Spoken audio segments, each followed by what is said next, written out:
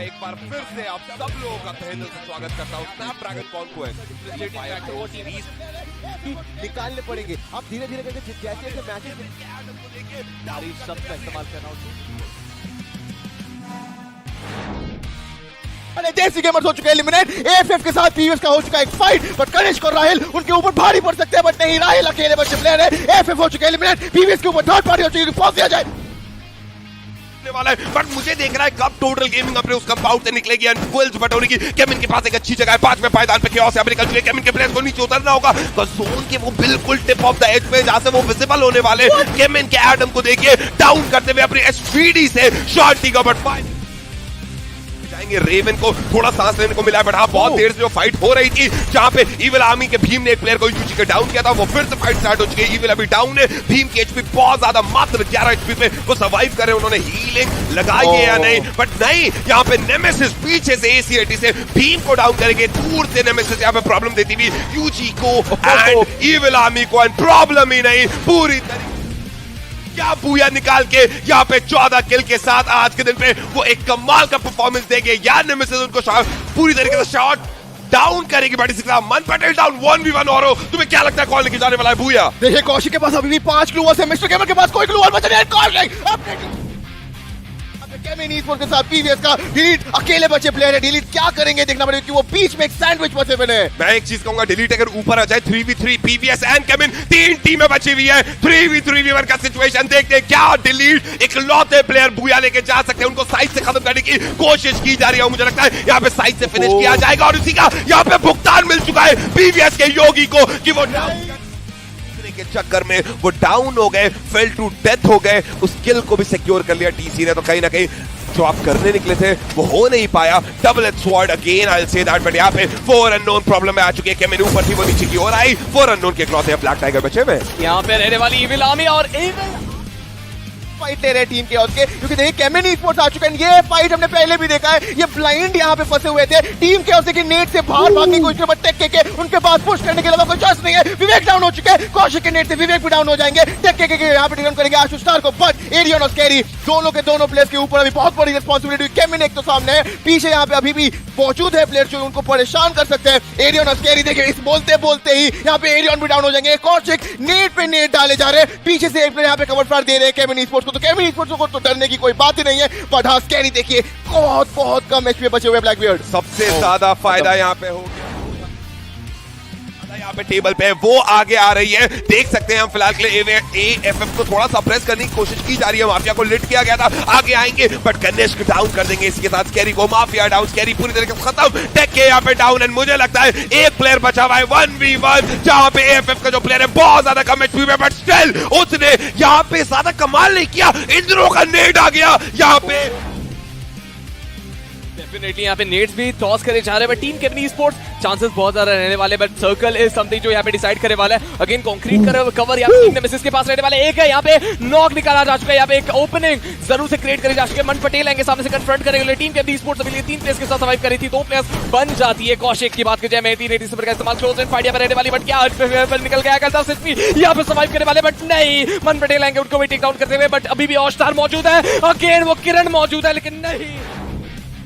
जी हाँ, यहाँ पे एक बहुत ही अहम स्थिति में पहुंच जाते हैं जहाँ पे डिलीट ऑलरेडी टेक डाउन करे जाते हैं। रिवाइवल पॉसिबल करवा दिया जाएगा। पॉसिबल एंड डिलीट दोनों की ये जंग रहने वाली टीम पीवीएस के साथ, जहाँ इको को आएंगे बैकस्लैप क्रिएट करते हुए and echo can create a lot of trouble for team total gaming. 2 बिछड़ चुके हैं प्लेयर्स, डिलीट एंड फॉसेज दो कॉर्नर्स पे मौजूद रहेंगे। एएफएफ ईस्पोर्ट्स थर्ड पार्टी करने के लिए आ चुकी है, बट फॉसेज है अभी भी सर्वाइव करते हुए। He can perform a clutch, but देखते हैं क्या इसके फेवर पे जाएगा, बट किसी तरह से दूसरे पोजीशन पे आ सकते हैं। या यहाँ पे पवन यहाँ पे जीत के चले जाते हैं, या फिर positive, I don't know. My God, ये मैच में PVS has done the magic for each again.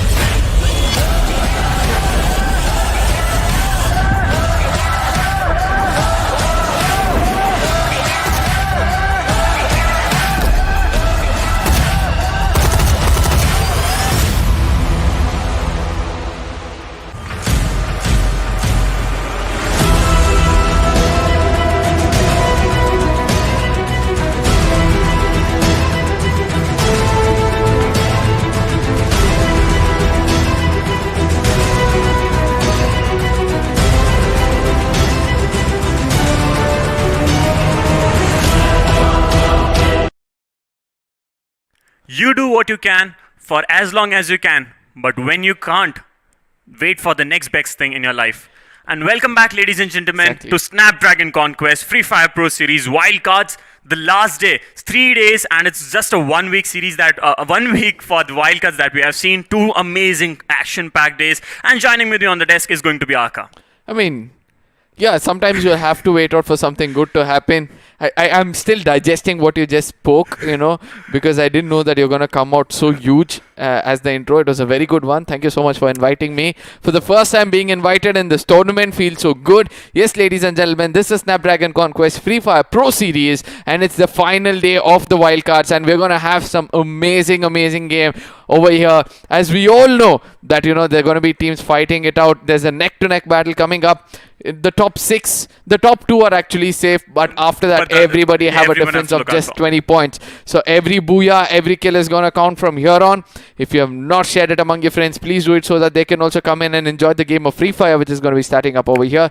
Let's not also forget the big prize pool, which is going to be coming up on our screens anytime soon. Yes, it's a total prize pool of 30 lakh rupees. I'm going to reveal few things to you earlier itself. Yes, 30 lakh rupees is what is going to be on our screens anytime soon, and then it's going to be divided very well amongst all the teams who have come in over here. Well, I think the first place, when we look upon the prize pool distribution, the first place is going to take home rupees 10 lakhs, and the second place with 5, and the third with 2.5, if I remember it correctly, because over the weeks we have remembered the entire tables and prize pools, and looking at the 11th place is going to be 16,000, and the 6 teams that will be leaving us at the end of the day today will be taking home 25,000, and the teams that have left already in the league stages have already taken 15,000. Who left have already taken 15,000, and the 25,000 will be given to the teams leaving us. But for the teams that will be leaving us today, I have one thing to say.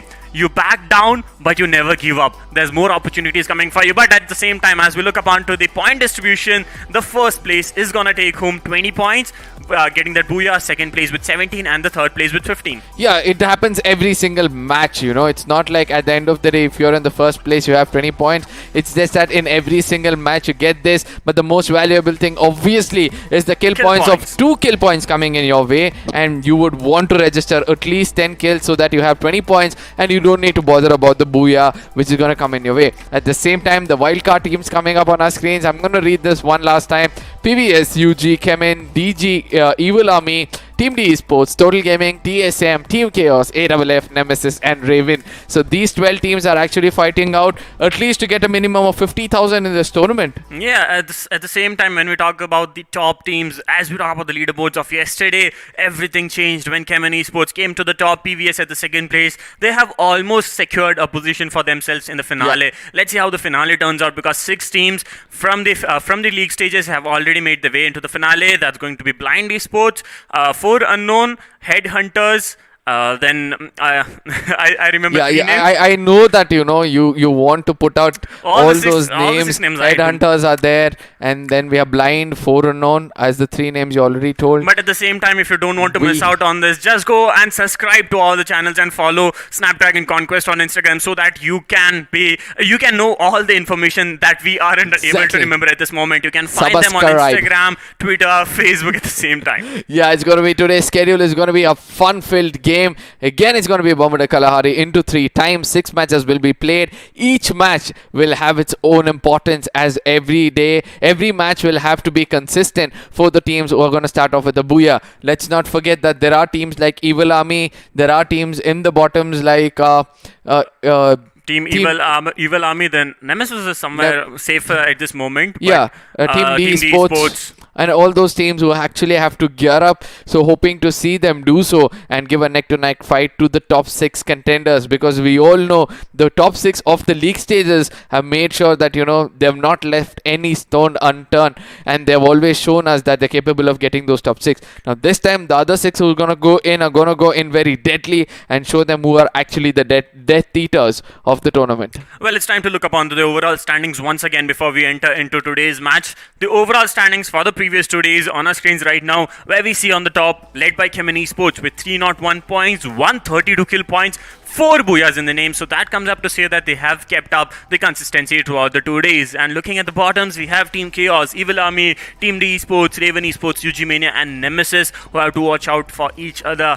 And at the same time, Total Gaming Esports and That is actually the team which has to watch out, because just 5 points away from Nemesis, it's gonna be there's fire already on your back, so it's important for you to run for the extinguisher. At the same time, AWF Esports you coming got one in. beside you. Yeah, I've got one beside me. I just hope that they won't be in need of it. AWF Esports with 193 points, TSM with 200, Desi Gamers with 203. Let me remind you that from the 7th position to the 3rd position, the difference is just 20 points or 22 points. Yeah. So one booyah can make a lot of difference. But now we'll be looking at the players who are actually standing on the top. We are very happy to see that it's shared by only 2 teams, Chemin Esports and PVS, the top leaders, where we can see that Chemin Kaushik is leading with 28 valuable kills, 15,000 damage coming in from his side. Assist is something which actually impresses me the most, because that is where you have started off to assault against the team. 7 headshots coming in. Then we have PVS Yogi with 23, 19 assists, 15,598. And at the same time, we have Adam, Loverboy, and Eco at 3rd, 4th, and 5th place. But it's time to look upon to a face-off between 2 of the most close teams. That's going to be, I think, Total Gaming and Chemin Esports, because they are at a very close 5-point difference, if I'm not wrong. And when we look upon to the performance, Delete 12 kills, Man Patel with 10 kills. So somewhere the team's consistency has been maintained. But looking towards Nemesis, I feel that Nemesis is a bit stronger when it comes to team gameplay or a team management. And when we talk about Total Gaming, Fozzy Ajay always goes out in the front or tries to be a scout for his team and ends up getting finished off. But last match yesterday in the map of Kalahari, the Total Gaming that we saw, if they perform the same way that they did yesterday, it's easier for them to secure the spot for the finale. Yeah, we are speaking about the 5th and the 6th position of the overall points table. Total Gaming versus Nemesis have to make sure that they outperform themselves than the previous day, and that is the only way for you guys to survive. 10 kills on an average. We can see 6 kills coming in from the side of Team Nemesis is a good note actually, because they can continue that consistency, try to put Total Gaming below them and get that 6th spot. But at the same time, we all know there are other teams also trying to crawl up, as we already pointed out. Only 20 points difference is what it is between the 3rd and the 9th spot. 3rd till the 8th or 9th spot, yes. Yeah. So something that you have to be very careful about. Every move, each and every move has to be calculated. Your rotations have to be perfect. If you make your way into the zones, you have to keep yourself inside the zone rather than stay out in the open, because we saw yesterday so many teams were alive in the end, but it was the zone who took the advantage. It was the zone who was the MVP of the game, to be honest. Exactly. As we talk about the teams where we had, I think in the map of Kalahari, we had more than 6 teams, and Total Gaming coming in for the push onto the side in the last match. They were just holding that area and Bayfront. They knew that the zones are going to farm up on them, concentrate. Just holding it out is what's important for you. But it's time to look up onto the matchup for the day, and it's the it's obviously the same matchup teams which we see every single day. Let's not speak about the matchup, rather concentrate on the teams which are over here. Desi Gamers are doing a good job as well, so it's not like they have a huge difference. They are the people who are actually under the sword at this point of time. We have to see whether they'll be able to escape it or get stuck under it on the 3rd position. Then we have Team D Esports on the bottom itself, so they'll have to wake up and try to do something different, because Team D Esports are actually capable of doing something big. TSM FTX, I would want to name them the team consistency, because the way they are able to balance both offensive and defensive gameplay is very, very impressive. Is a simple word, impressive. Yeah, well, as well as we talk about Raven Esports, they also have to come up a bit. They have to spread their wings, to be honest, to come up to the top 6. But eventually, at the end of the day, 6 teams will be leaving us, and it's going to be at the end of the journey for the Snapdragon Season 2 for them. But at the same time, there will be more opportunities for them coming up in near futures, because Snapdragon is always bringing up more and more opportunities for the players who are trying for esports aspirants. But it's time to look upon to the casters' prediction on towards the match number 1. And when we look upon to the English desk, I'm pretty much sure we have a difference of opinion. But let's say what the Hindi desk desk, Telugu desk, and the Tamil desk has opted. As we look onto the Hindi desk, we have Masab and me opting in for TSM FTX, PVS being taken in by Slumber Queen, T18 Gaming, and Monish from the Tamil, Telugu, and Hindi desk respectively. And we are going for Team D Esports. Somewhere I was gonna go with them at the same time, but I had a bit of a setback at the last moment. I was like, yeah, see, Team D Esports are actually the wounded lion. We've been speaking about how a wounded lion can actually bounce back if given a chance. On the other side, we can see that DK Official is going to go with Chemin Esports, and again, Chemin Esports are the team who always get the first two booyahs or the last two booyahs or any given day in the wildcard. So hoping that they'll be able to do so from the side of Telugu Desk. But yes, Team D Esports, they have an opportunity to grab over here, because everybody are under pressure. Everybody will be wanting to, come late into the circle or probably play for placement points. That is when they can actually dominate. But they have to stay away from Chemin Esports rotation. Obviously, stay away from PVS Gaming's rotation. Also, yeah. If they're able to do that and execute kills, I think they'll be able to go I up think the they do ladder. have an advantage when it comes to Refinery, but I'm a bit skeptical when it comes to the map of Bermuda. But let's see how it goes on as we're entering into the match and looking at the flight path. In a few seconds, we'll be looking at the logos of the teams that will be joining us for the one last time.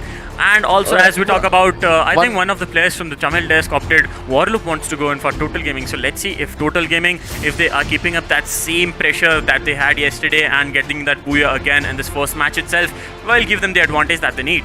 Yes, ladies and gentlemen, it's going to be the 13th match of Snapdragon Conquest Free Fire Pro Series flight. It's going to go over the island of Bermuda, and it looks like it's going to be dissecting right to the center from south to the north, from south to the north, obviously from the side of Sentosa, and it's going to be ending at Graveyard. So we can clearly see that the map has been dissected, but at the same time, the blue zone carriers or the team going into the blue zone obviously is going to be TSM, because their drop location is having that huge favor. They've been blessed with the blue zone, but at the same time, I want to see if there's going to be any kind of early skirmishes, because these skirmishes can predict which team will actually survive in this tournament.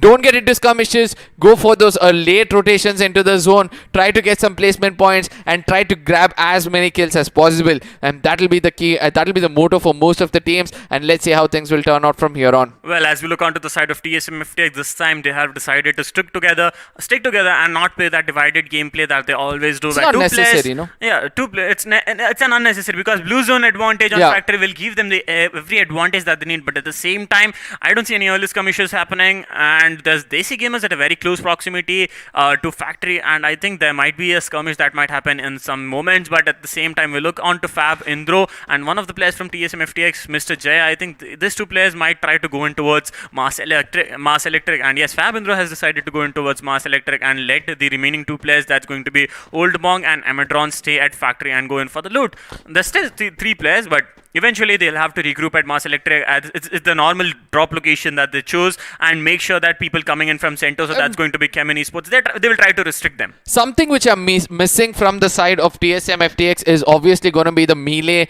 usage by Old Monk himself, because in the league stages he was executing at least 10 kills, and overall 10 kills has already been registered by him in the league stages when it comes to the melee itself. And let's not forget what capability that one has. On the other side, we're able to see that Mafia Balo Delete is a person who actually lifted up their sword, and with them is going to be from the side of PVS Gaming. Total Gaming, see the way they're able to climb up slowly. This is the day to play, game which they played. At least an average of 2 kills coming in from their side, but the last 2 matches which actually held out for them. Yeah, mattered and held out for them, and due to which they are there in the top 5 right now. Well, as we talk about the last match, 8 kills and a booyah obviously gave them the advantage that they needed after a long time, 36 points in the hands, and coming back towards the top 6. They made it towards the top 6 at the end of the leaderboard yesterday, so let's see if they are able to do something new out of the box today. But at the same time, that's booyah coming in from the side of Mafia Bala. I think that's the second time he went in for an emotive so that he gets that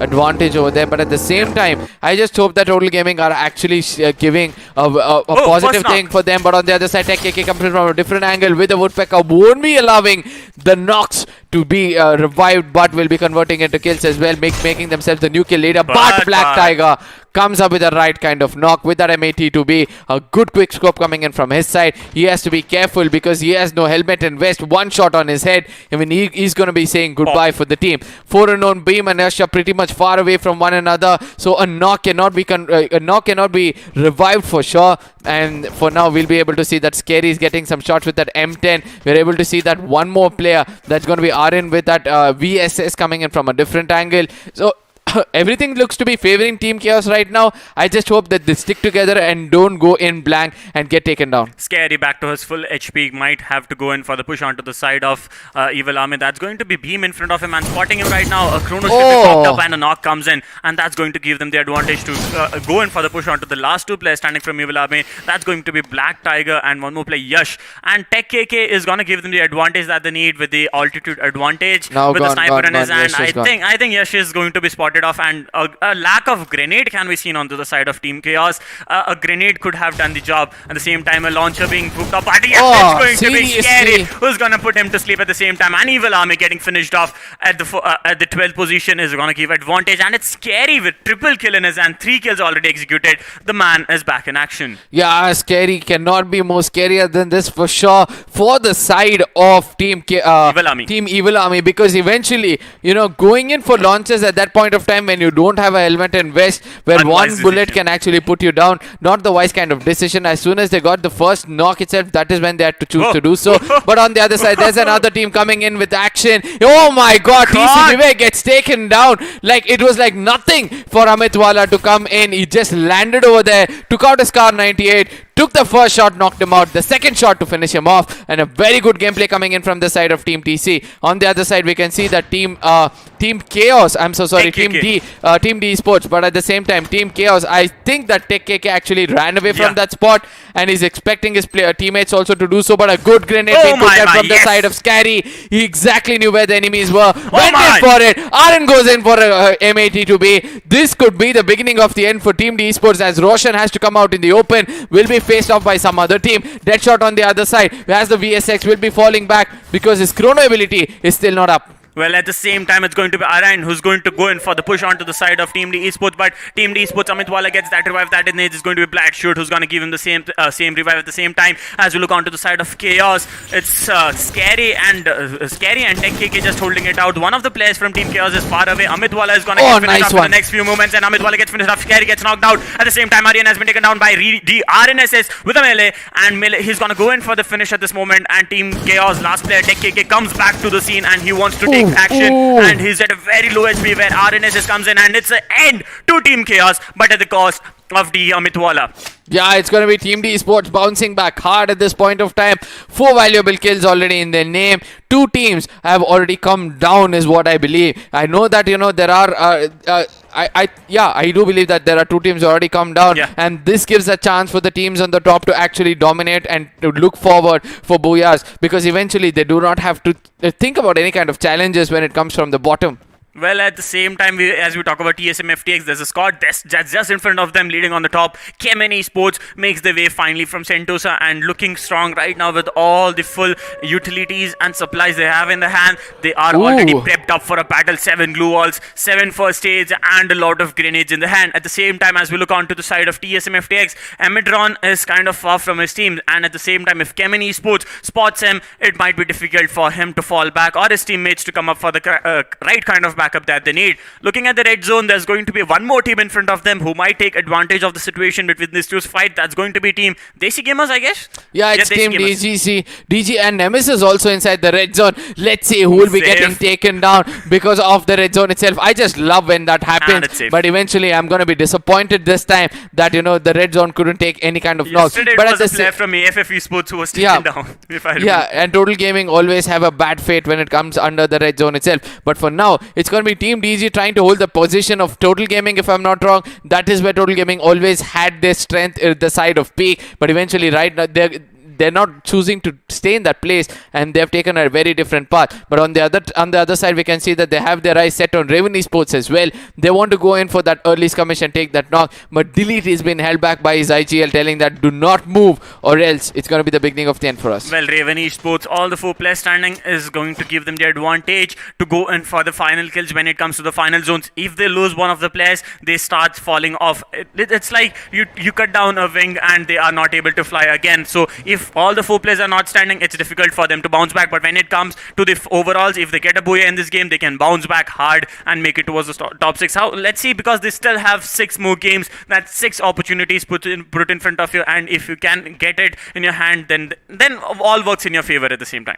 Yes, Raven Esports still trying to take that rotation away from Total Gaming. They want to acquire some compounds and peaks so that, they don't get tagged in the open. But at the same time, I think that Sai Shankar has understood that there's Total Gaming pretty much close to them. So he's going to be gatekeeping them as much as possible, or probably trying to hold a location where he won't be detected and eventually gets taken down. But at the same time, good to see that Total Gaming are not in the open, apart from Delete, who always is the first person to get taken down when it comes out, when it comes to be the person in the open. On the other side, we're able to see that nobody wants to take that skirmish, nobody wants to challenge one another. Team DG's placement is something which I'm worried at this point of time. If Ignite gets taken down or Harsh or Insane gets taken down, nobody can eventually come in and give the revival, because the distance is too much to cover when there's lead poured at you. Well, at the same time, coming back to the side of PVS Gaming, the game changes of yesterday, if they are able to do it again, it's going to be advantage for them. But at the same time, Raven Esports comes into action, take down a player from the side of Total Gaming, and the revive comes in at the proper time. Deadshot wants to go in for that push, but it's very much open ground that they have to cover, and Total Gaming is outside the zone at this moment. So all they need to do is wait it out there and not allow Total Gaming to make it towards the zone. But looking at the side of Total Gaming, I'm pretty much sure they're going to go in for a longer rotation, and there will be a player restricting him at the same time. I think it's going to be Raven Esports Prasanna, who has positioned himself in a different angle. Prasanna is at a different angle, and he will be making sure that Total Gaming does not have an opportunity to fall back. Looking at the same side, we have Chemin Esports coming in from the back, so 2 squads. Total Gaming have to watch out for two different squads at the same time and make sure that they do not lose any man. And a man advantage should always be on the side of Total Gaming to get the booyah in the name. Yeah, but eventually, this is what I like about Mafia. Mafia Bala, he didn't go in for some. He didn't want to reveal his location. That is why he didn't go for any kind of shots. Sai Shankar on the other side gets tagged because of Mafia's Car 98, who is capable of doing a lot of damage. Ajit in the open at this point of time gets one tag. The second one also getting taken down. It was Fauzi Ajay who's holding one angle, and Mafia from the other angle. Let's see how much of Ravens can hold on, as their feathers have already started to be plucked out by the side of Total Gaming. Well, looking up, all 3 squads just very close to each other. There's going to be a 3-squad Mexican standoff coming in, and it's Raven Prasanna who's knocked out and paying the price at this moment. When Chemin Esports comes in, they go in for the knock and finish at the same time. Sai Shankar has to be careful at this moment because it's a very low HP. He tries to fall back, but gets spotted by Fauzi Ajay. Fauzi Ajay trying to go in for the finisher. Glue wall being popped up at the perfect time by Deadshot. Will it give the advantage for Sai Shankar as he gets back to on his feet, but still needs to heal up because there's 2 squads pouring lead onto the side of Raven Esports. Chemin Esports comes up for a close range fight. A grenade from Kaushik might do the work, and yes, Sai Shankar has been taken down. Deadshot getting knocked out at the hand of Total Gaming. Mafia Bala goes in for the finish at the moment, and aim got FF, and 2 players from Chemin Esports are being tagged at the moment by Total Gaming as Fauzi Ajay goes in for the push. He's a man who goes in for a push every time, but isn't able to execute it at the same time. PVS right now suffering at the hands of Chemin Esports, but it's going to be Total Gaming coming as a blessing in disguise for them, taking down the side of Chemin Esports. I don't know how things are going to turn out from here on, but I can see that there's already 4 to 5. There's already 4 to 5 teams over there, and Ignite is going to take down 3 players of TSM at this point of time. Confirms them as well. Team DG, what did I say? That they have a chance over here. Desi Gamers and Team D Esports looking really strong at this game. 3 players out from TSM is a very, very bad start for them for sure. Mr. Gamer on the other side gets eliminated. Now, a push from PVS can actually give them a lot of kills, and let's see how slow or how quick they'll be able to do so. That's the end for Team TSM FTX as Desi Gamers. Harsh comes in with the last grenade and singing the lullaby and putting down the entire squad. No damages onto the side of Desi Gamers. This is the gameplay that we saw in day 1, where they were able to execute kill onto the side of Team Chaos in a similar manner, but the danger zone forming up on them is going to put them in a little bit of disadvantage. If one of the players gets knocked out, the teams, I don't see any teams nearby, but they have to move in towards the zone in the next few minutes, and with it's going to be the fourth zone that's going to farm up. So the zone damage is going to be max. At the same time, I want to take a look onto the map where I have to see all the placements of the teams and the rotations that are coming in as we look onto the side of PVS Gaming at a very close proximity to Desi Gamers, and Desi Gamers will try to execute this situation and take down one or two players from the side of PVS Gaming. I mean, it's a third circle and we have just 9 teams left. Yesterday, the first game, we had more teams in the nth moment. AFF Esports gets taken down, obviously again because of the red zone, and I'm loving this because eventually if he doesn't get, then it's going to be tough for them. But at the same time, Team DG getting 4 kills in their name. Now we're going to be looking at a small replay of how that grenade was cooked from their side, and that is the grenade we were speaking about. Ignite comes in with the right kind of grenade, and then eventually 3 kills comes in from their side.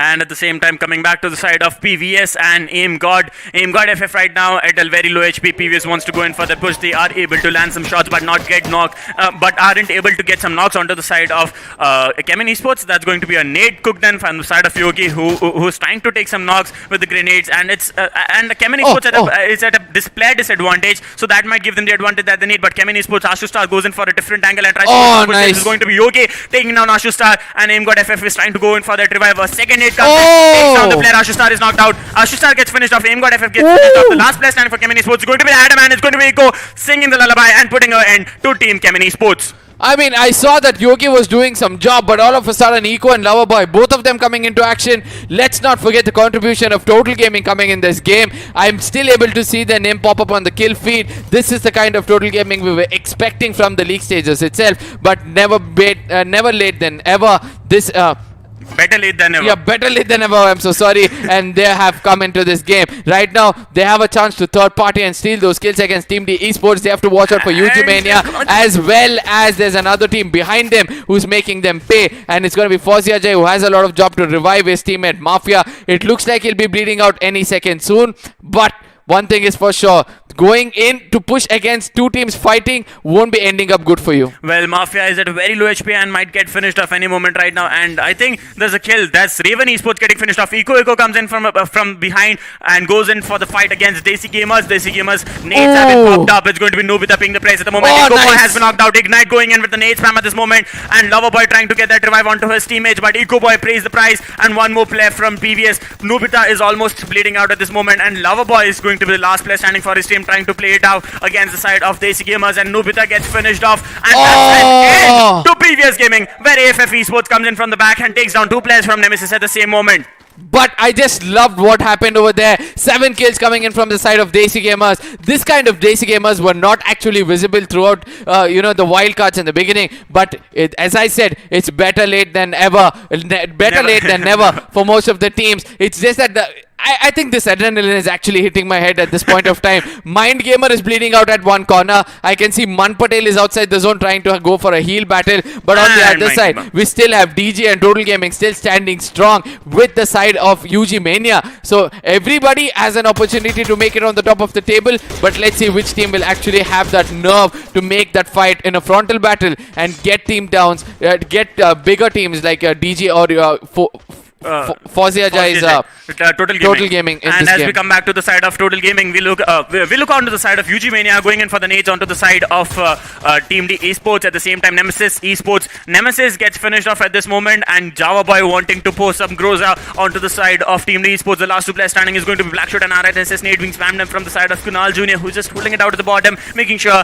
that Team D Esports does not leave that area. As we look onto the side of Desi Gamer, Total Gaming, what is that? Landmine being put in by the side of damage, but it's going to be UG Mania taking the last fight against Team D Esports and putting an end to them. Fozia Jai with an UMP in his hand, just holding it out and wanting to go in for the push onto the side of these gamers. It's going to be Fozia Jai paying the price, gets knocked out. The last 2 players standing for Team Total Gaming is going to be is going to hold it out a bit back and try to go in for a longer rotation towards the zone. But as we talk about Mafia Bala and Delayed, they know that there's a squad in front of them. Nades being popped up at the side right. And AFF Esports comes in for the backup. UG Mania comes in for the backup. 2 players from Desi Gamers being knocked out at this moment. A nade comes in, and that's that's almost an end to Desi Gamers as Insane is going Oh, to Mafia! Mafia Bala steals those kills from the side of AFF Esports, and UG Mania spotting UG Prince out in the open, Golden out in the open. UG Mania has an upper hand with the 4-man advantage. The last 4 teams standing in front of Grenade, us is going to be AFF grenade. Esports, CG Mania. And as we come into the top, Delete goes in with the vehicle, tries to go in for the push onto the side of AFF Esports. Mafia Bala very much out in the open. The last zone has formed up in front of us as we look onto the side of AFF Esports. Pavan getting tagged and Mafia Bala trying to give the backup for his teammate that is needs Delete at this moment as we look onto UG Mania trying to go in for the push, and it's going to be Total Gaming with paying the prize right now as UG Mania goes in for the final kill. Last 3 teams standing, AFF. Last 2 teams standing, AFF with the 4-man advantage and UG Mania with the 4-man advantage. Damn, I needed those silence in between. But at the same time, let's see how things will turn out as AFF Esports at this point of time staying alive pretty much strong. It's a 4v3 fight. Not many kills in their name, but they have the position in hand. And look at the way they're spamming those grenades. They're placing it exactly where the enemies are going to move around. Java Boy gets taken down. Golden is going to exchange it with 2 kills in his name. He's converted this into a 2v2 for sure. Kanish is going to go in forward. With that, M18 connects the shot. Prince Singh will be the last man standing. They have a lot of work to do to take this man down. He has the zone advantage, but AFF Esports Kanish will be paying it out outside the circle, and UG Mania will be getting that amazing booyah in their name. But what a gameplay coming in from their side. Even though it was a good rap from you, but there were a lot of analysis which I would like to put forward. Well, as we come into Golden with 5 kills in his name, and I want to see the overall number of kills at this side, but as we talk about the side of UG Mania able to execute it perfectly, making sure that they did not allow Total Gaming to come in, they did not allow team Desi Gamers to come in, restricting 2 teams to come inside the zone, watching at the same time they were watching AFF Esports who were trying to constantly take the players of UG Mania down. So something comes up from the side of Kunal Jr. He was very much prepared for this fight because he wants to bring his team back to the top 6. But at the same time, which team actually impressed me throughout the day is obviously going to be Total Gaming. I'll tell you why. Fauziaj at one point of time knew that Team DJ is cooking grenades and taking people down. So he did not stay in one spot. He was running around behind that, truck. He was making sure that he gives footsteps in all corners, all directions, so that even though a grenade is cooked, they won't know where to put it. The second time they impressed me was when, Delete went with the vehicle going in against AFF Esports. For Mafia Bala was not bothered about UG Mania coming towards them. He knew that he had to give backup for Delete, because that is when Delete will be able to survive and get those placement points for the team. And very well played by him as well. Mafia knew that he had done most of the job for the team. More than 5 kills or more than 4 kills are obviously coming in from one player alone gives a lot of opportunity for him to play a more aggressive gameplay as well. But on the other side, after everything is said and done, that skirmish in which you were going on speaking, like you were going on rapping around to be specific, there were a lot of teams which were actually depending on grenades yet again, like the league stages, rather than going in for frontal battles. But let's see which team will actually make it. It was only snipers and grenades which I saw on the screen. Apart from that, in the nth moment, I saw only M10s. Well, so at the same meta time, has been changing in this league stage, in the wildcards. In the season 2 itself, we have seen landmines being put into use, grenades being used, and grenade launchers being used maximum. So something everyone wants to be out of the box and play it according to whatever they are comfortable with. But when we talk about Total Gaming, I saw Mafia was putting up landmines also at the same time. It was either Mafia or Fauzi Ajay who was just waiting it out. He was at the truck, right? He was just going around the truck. So he was just waiting, putting out landmines and hoping that one of the players from Desi Gamers would push onto that. And if all the 4 players were nearby, it could have been an end wipeout for Team Desi Gamers. But Mafia Bala was able to steal some kills onto the side. The knocks coming in from UG Mania and AFF Esports. He changed that knocks into kills and easily stole those kills. But looking at the maximum number of kills right now, it's going to be UG Mania and Desi Gamers with 8 kills each. Looking at the damage, Desi Gamers gave much damage at this moment. Yeah, but at the same time, let's look at how much of damage was actually dealt against against kills which come in from their side. Total Gaming 4,500 damage, the highest been dealt by them, but all they could do is execute 4 kills. The least damage was dealt by UG Mania comparing to the kills, 2,634, but they have 8 kills in their name, and that is going to help them climb up the ladder a lot. But at the same time, Team D Esports with 5, Team Chaos with 5, PVS with 4, all having 3,000s, but AFF Team D also is 1,900. DG on the other side, 4,440, a very impressive damage coming in from their side, but I believe that they could have had more kills in their name at the end of the day. It's just that after that final circle started to form, they couldn't find out what to do next. There was a lot of grenade launchers and grenades which came in their way, and due to which they were not able to execute kills. Well, at the same time, AFF Esports had 5 kills in the name. I think they were also able to execute. They could have been able to execute more kills if they were not focused on a single team. They were just looking at UG Mania, who were just focused on 2 teams at the same moment. So that's why UG Mania took the advantage of AFF Esports. Like AFF Esports were going in for the knock, UG Mania were changing it into a kill. So at the same time, we look up to the matchup once again. The 12 teams in the wildcards will be joining us again for the match of Kalahari. This time, I think it's going to be the advantage for the side of Total Gaming, but somewhere I feel that PVS will also try to look strong when it comes to the map of Kalahari, because Team D Esports going in for Refinery and Evil Army also going in for Refinery will be something we have to watch out for. But at the same time, what can actually Evil Army do to survive in this tournament or come up? You know, they have just 5 matches where they have to perform well. They have somebody called Beam. Yeah. And Beam knows 4 unknown in and out. So if we can understand the minds of 4 unknown and try to rotate according to what 4 unknown does in the league stages or probably in the season 1, then he can, you know, actually take charge. Let's not forget that Evil Army was so busy running behind 4 unknown that they somehow made it into the top 12 when it comes to the league stages itself. So it's important for them to continue to do so. Think like 4 unknown, at least for a brief period of time, go into those locations, have some enough grenades in their name, and then Beam has to execute something good. And this time, very clearly it's visible that, you know, Evil Army is actually running away from fights rather than taking one for the team. Well, at the same time, let's look upon to the caster prediction, where we have Total Gaming being opted in by Slumber Queen, Arka, Mazhab and Monish. So 4 players going in for Total Gaming. Let's see how it turns out, because as me and DQ official from the Telugu desk are opting to go in for PVS.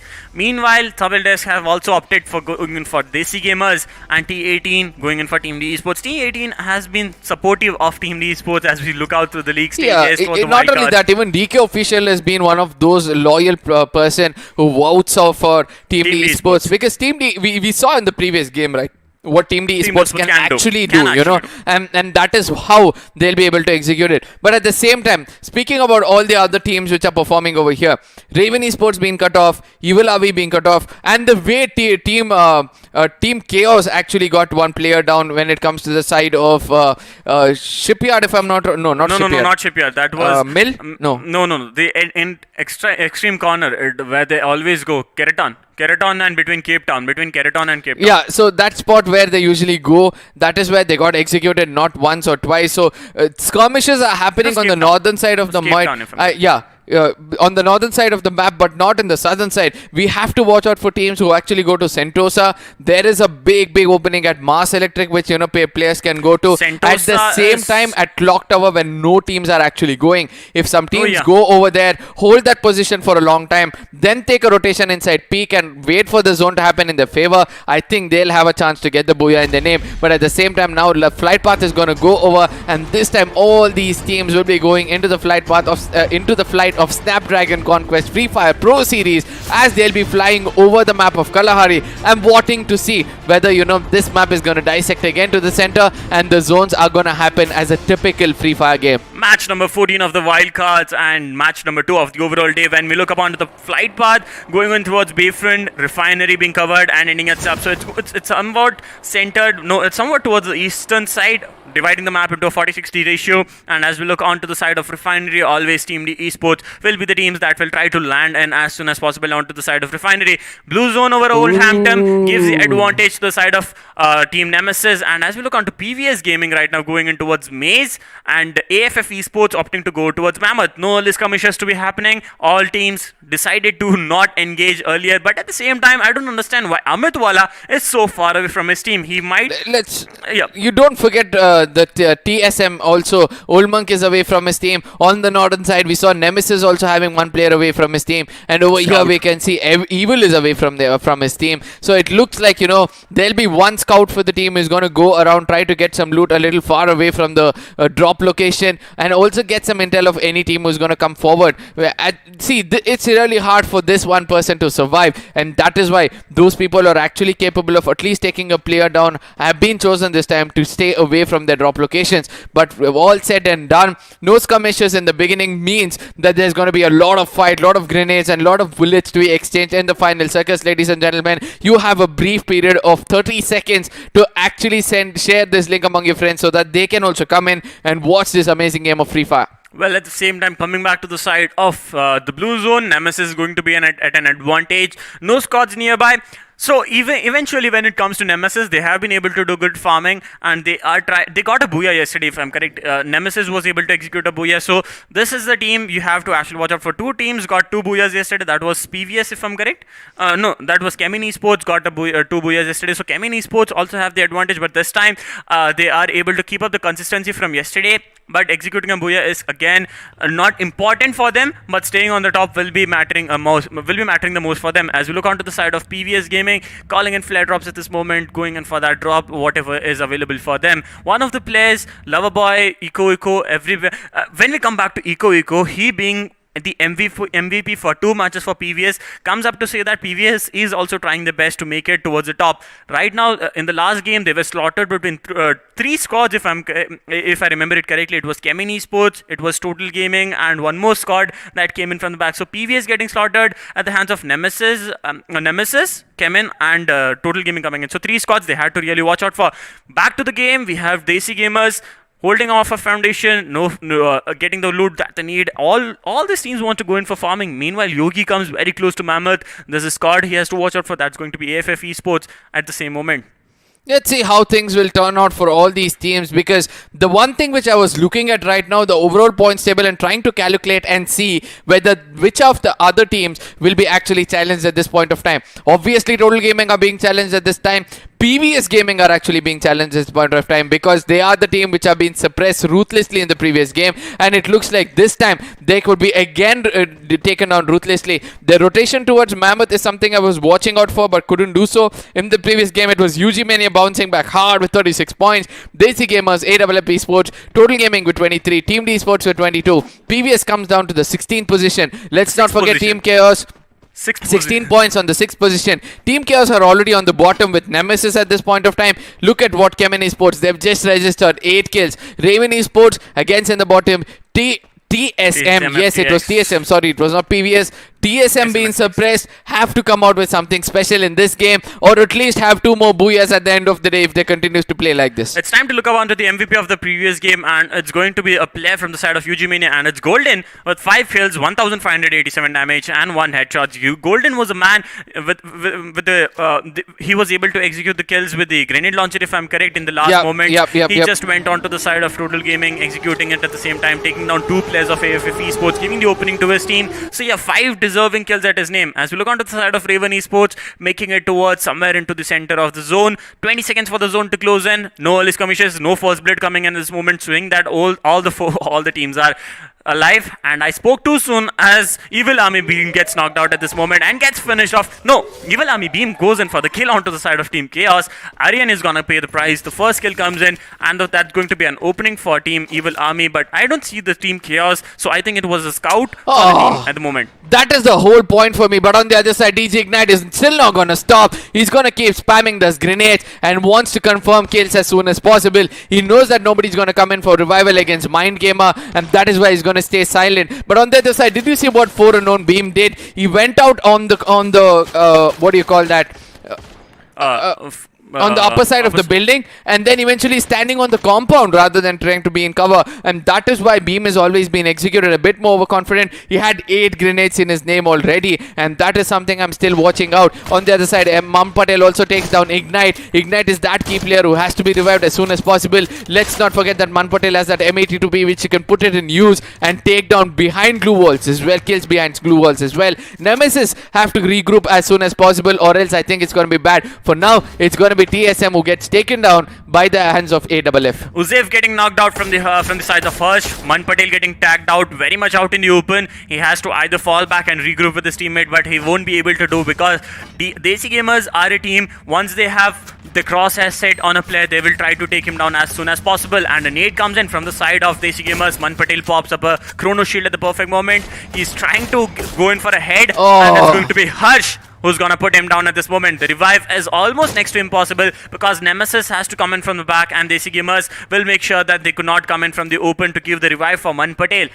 And I think Harsh is going to go for an off angle at this moment. No, I think the whole team is going to Yeah. push inside the circle. They have to make sure that they need to forget this team for now. If not, that could be the beginning of the end for Team DG, because there's going to be other teams inside the circle waiting it out for them. Harsh is not choosing to do so. He wants to get a bit more closer to the side of Nemesis Gaming. Yusef is already running away. Mind Gamer is the person who's trying to keep all the attention towards him. On the other side, we are able to see JYT's taking on AFF. Mind Gamer takes down one person, and then he's going to be confirming him as well. So Team DG, unnecessary rotation coming in from their side, due to which they've lost a player. It's Team D versus PVS Gaming at the side of Command Post, and there's going to be one other team. I think it's AFF coming in from the other corner and joining this party. Team D Esports, one of the players getting knocked out at this moment, gives an opening for PVS to go in for the push. Yogi comes in from the back, going in for that kill, trying to execute those kills. Gets the knock onto the side of Roshan. Two players of Team D Esports down at this moment. Amit Wala and Blackshoot, the last two players standing, have to watch out because it's going to be PVS slaughtering the two players who are already knocked down from the side of Team D Esports. At the same time, there's team number 9 that's just close by, watching it out so slowly and steadily, and will come into action any moment right now. That's going to be none other than Team Evil Army, who have already executed a single kill onto the side of Team Chaos. Meanwhile, Desi Gamers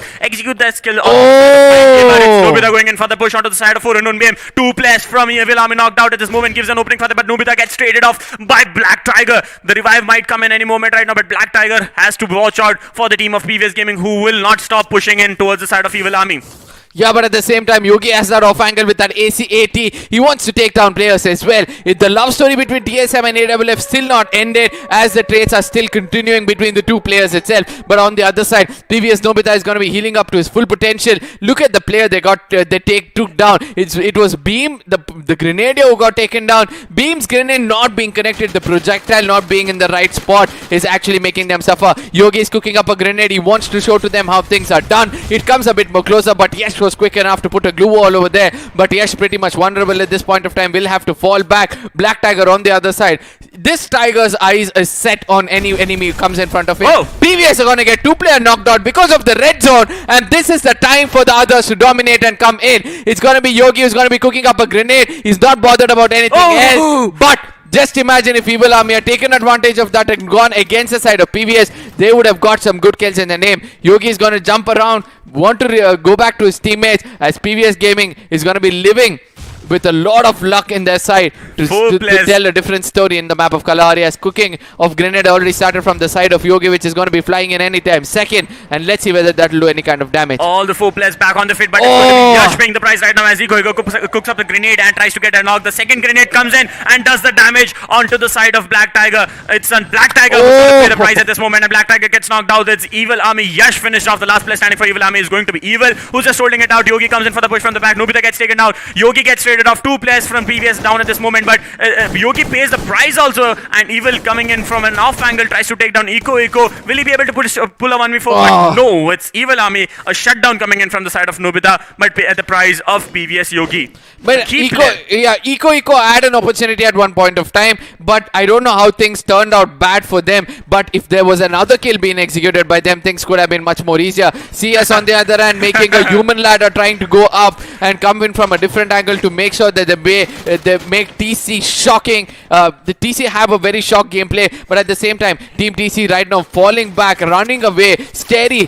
What was scary in the previous game? It was so scary. He had 3 kills in his name, but it looks like this time he is scared and he wants to run away and hide away from the side of Chemin Esports, who are looking pretty much strong. A nade being popped in from the side of Kaushik does damage to the side of Vivek. He wants to go in for the push out in the open. Tech gets spotted out by Loverboy goes in from the back and execute the kills onto the side of Team Chaos. The last 2 players standing for Team Chaos is going to be just holding it out. At the same time, a nade comes in from the side of Scary, takes down Adam, and the trade comes in from the side of Scary. A second player down at this moment, and Scary is going to be the last man standing for his team. It's going to be PVS coming in from an off angle and trying to take down the players, and it's going to end for Team Chaos. Ashista gets that knock, but Chemin Esports 2 players have been knocked out by Eco at this moment with an M249 in his hand. He's not going to stop, and getting the skill confirmed is going to be Nobita. 9 kills already in the name. PVS looking strong at this moment.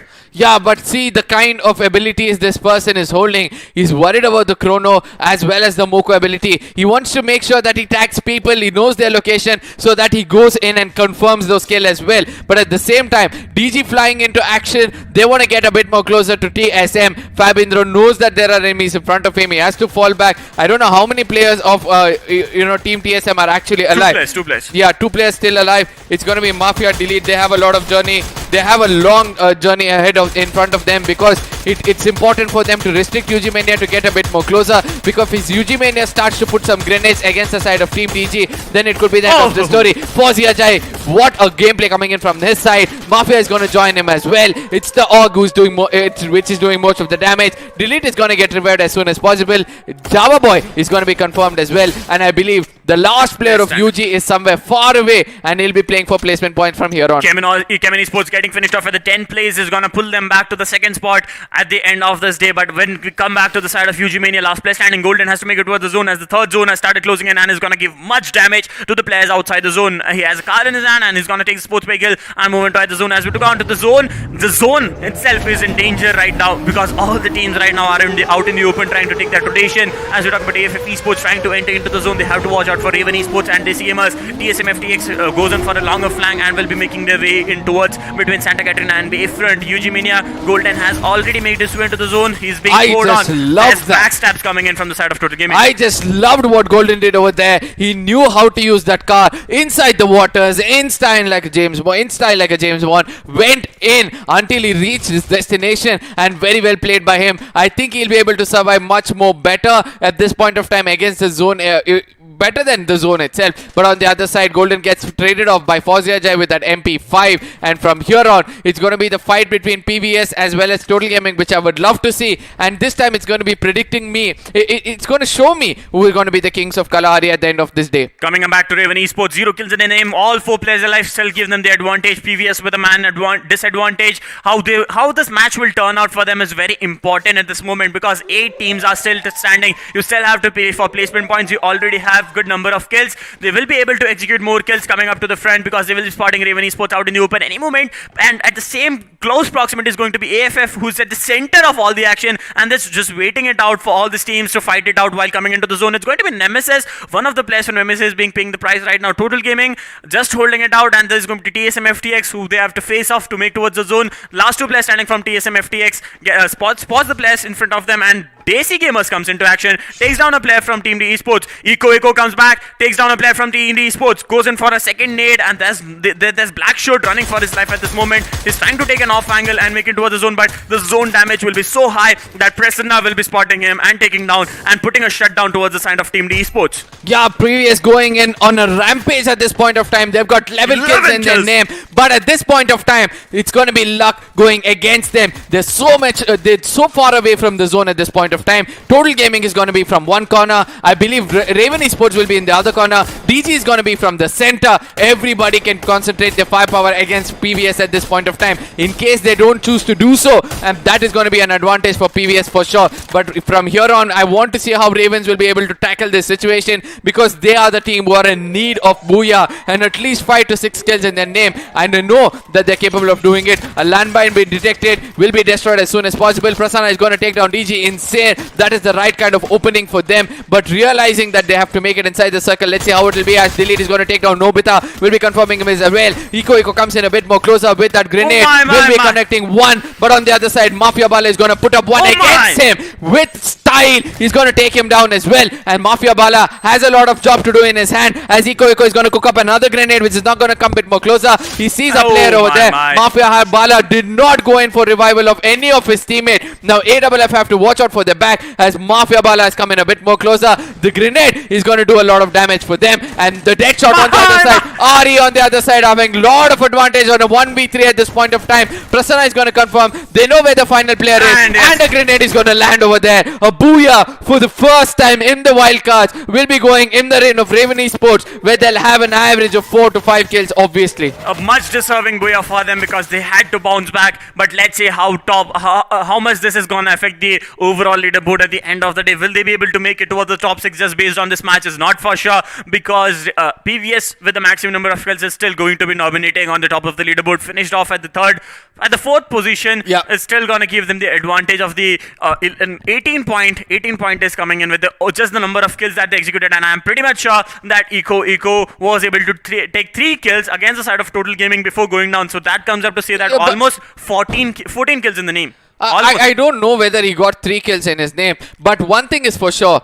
Mafia Bala had an opportunity to save or revive one or two of his teammates, yes. and that could have given them an advantage. But I don't think so that advantage would have lived for a long time, because Raven Zone Esports, also- the way Raven Esports were coming in with the grenade launchers, they exactly knew that the teams are going to be behind that one shed in front of them. All they had to do is concentrate their firepower, the grenades and the grenade launchers to the either sides of the shed, and that is how they could have taken them down. Yes, the story would have, we can expect something different from Total Gaming, but the consistency from them in the wildcards is really impressing me. Again, coming up in the top 5 or top 3, and this time having more than 5 kills in their pocket. They'll be holding on to their position on the 5th or the 6th in the overall points I think table. they were at the 8th position. No, 5th position. Raven Esports. I'm speaking about Total Gaming. Total Gaming, sorry.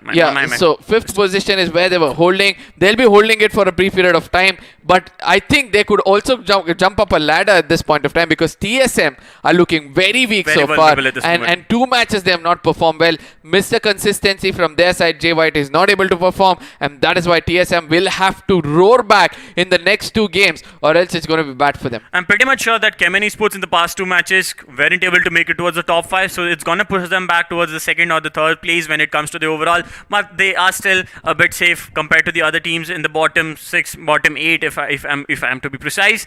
And coming back, what a match! Same rotations seen from the side of Total Gaming, but they weren't able to hold it. A single revive from the side of Mafia. Mafia could have done a lot of wonders for them. Mafia Bala I could have done it, but the zone was also coming in. So either he had the option to take down Eco had his eyes onto the side of Total Gaming. He wanted to go in for a push from the open. He could have put up a few more glue walls in front of him and tried to suppress the ledge being poured in from the side of Raven Esports. Let's look upon the graph of the previous match, where we have PVS 14 kills, precise 14 kills with 8,009 damage coming in from the side. I've never seen, the lines of PVS extending even more than this. I mean, if they continue to do so, I think we'll need a bigger monitor for sure. 8,000 damage coming in from their side, 14 kills, and a very, very clever one. For me, the team standing out over here is obviously going to be Total Gaming. Half the time, they've got half the kills, but with lesser the damage. 3,741, damage coming in from their side. I would want to speculate that, PVS Gaming have made it into the finale with this performance, Yes, because they did. eventually they were in the top 2, and now they'll be doing great. But on the other side, if there are any other teams who played well, it's going to be Raven Esports and Desi Gamers. The rest have all had 2 Raven kills. Esports has 6 kills. Yeah, that's what. Raven Esports and Desi Gamers have 6 each, but the rest was shared amongst the others. So, I would love to see an overall points table before we step in. No, before we step into the break. Okay. Or after we come back from the break, because it's going to create a lot of tension within us to understand, who stands and what is the number of pointers they have. So, all set and done. I'm pretty much sure more of the spectators are just going in with the calculator, just setting in which of the teams are trying to get on top, if the teams have made it towards the final. But still, we have 4 more matches remaining. So the next matchup is going to be between again the same teams will be joining us, obviously, but on the map of Bermuda. Let's see how things turn out, because Team D Esports needs a comeback in this match. And joining again on the desk will be Mrudul, and he will be joining you in a few seconds.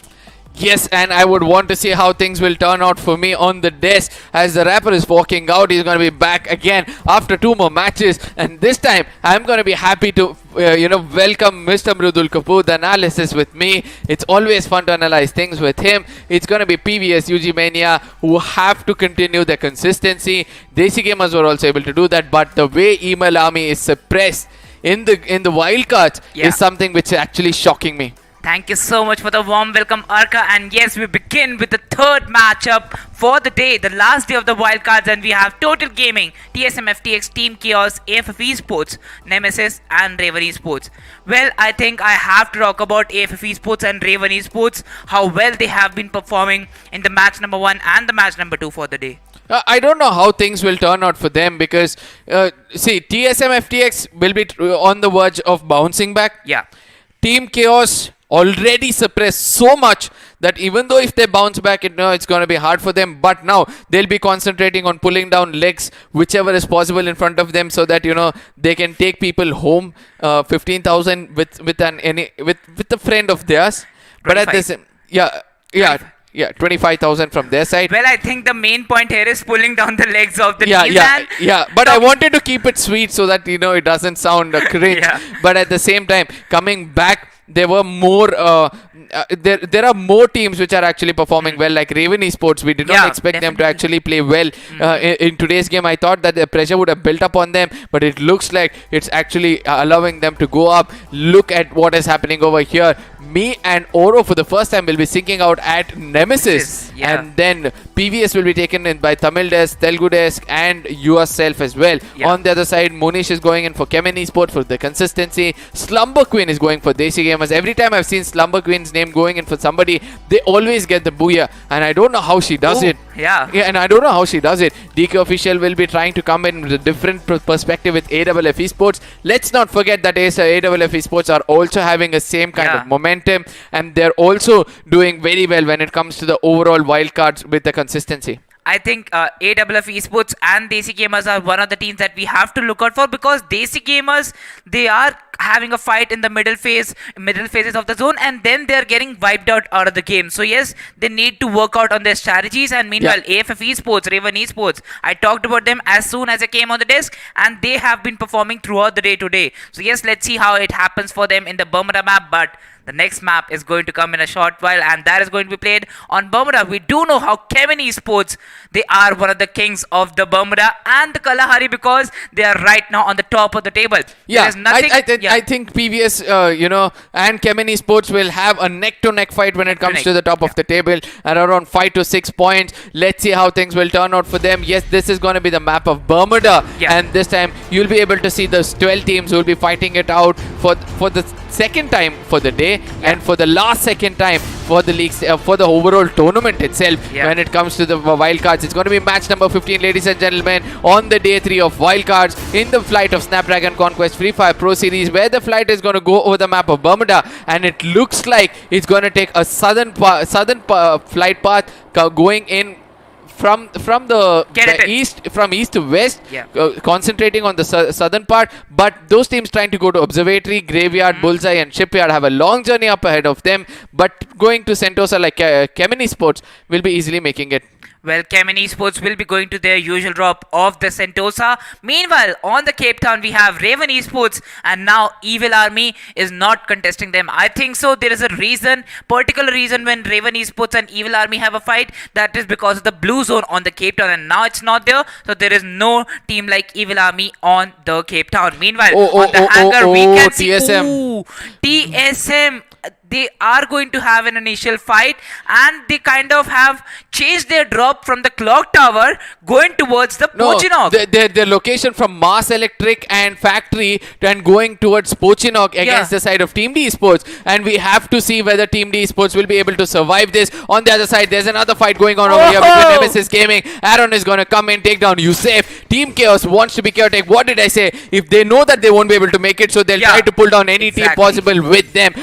Let's see how things will turn out from here on, as 1 kill already been registered by them. Mr. Gamer gets taken out with a woodpecker. Mind Gamer comes in a bit more closer with that M10, but a good usage of the glue wall will be helping Team TC to take down another player. And from here on, I would like to say that TC have a higher advantage of taking down the complete squad of Nemesis, and both these teams are on the bottom. So Man Patel will be trying to play for placement points. You know, the dreams of Moni, the dreams of Oro and you are right now being shattered, because you chose for Team Nemesis, if I perfectly remember. But Team Chaos, as you just perfectly said before the match, they have nothing to lose here. They just can get kill points or do some amazing wonders to be in the top 6. I don't think so they will be making it. So yes, they're trying for the aggressive nature that they are not known for. And now Man Patel is going to be the last player surviving from the team, just falling back from the situation. But he's going into the hands of another team, that is going to be team number 3.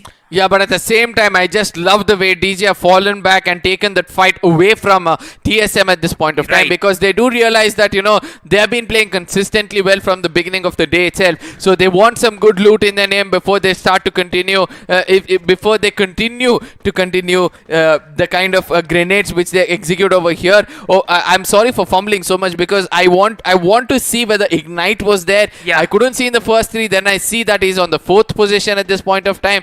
They have Mass Electric and Factory, both of them to loot in their name, and if Yeah. they do so, they're gonna have enough number of loot to take down any team in front of them. Apparently, I think TSM have made a statement that they were not looking out for going in the Pochinok city, where we see Team Desi Gamers always looting, and now they have forced the other team that we know as Team Desi Gamers to go on their drop. So they are changing drops, they are changing their strategies by making the statement of like putting out Desi Gamers out of their drop. Meanwhile, PVS Gaming just looting on the usual open areas of the peak, and now we have to see the point standings of the previous match, where we have PVS Gaming taking that amazing 41 points in their hand. Meanwhile, just behind them is going to be Raven Esports. Yes, Total Gaming with 29, consistent yet again. Yeah. They would have registered the 3rd spot by now. AWF Esports 21, Desi Gamers with 20, Team D with 10, TSM with 10, Nemesis with 10. This is what happens when you have shared 2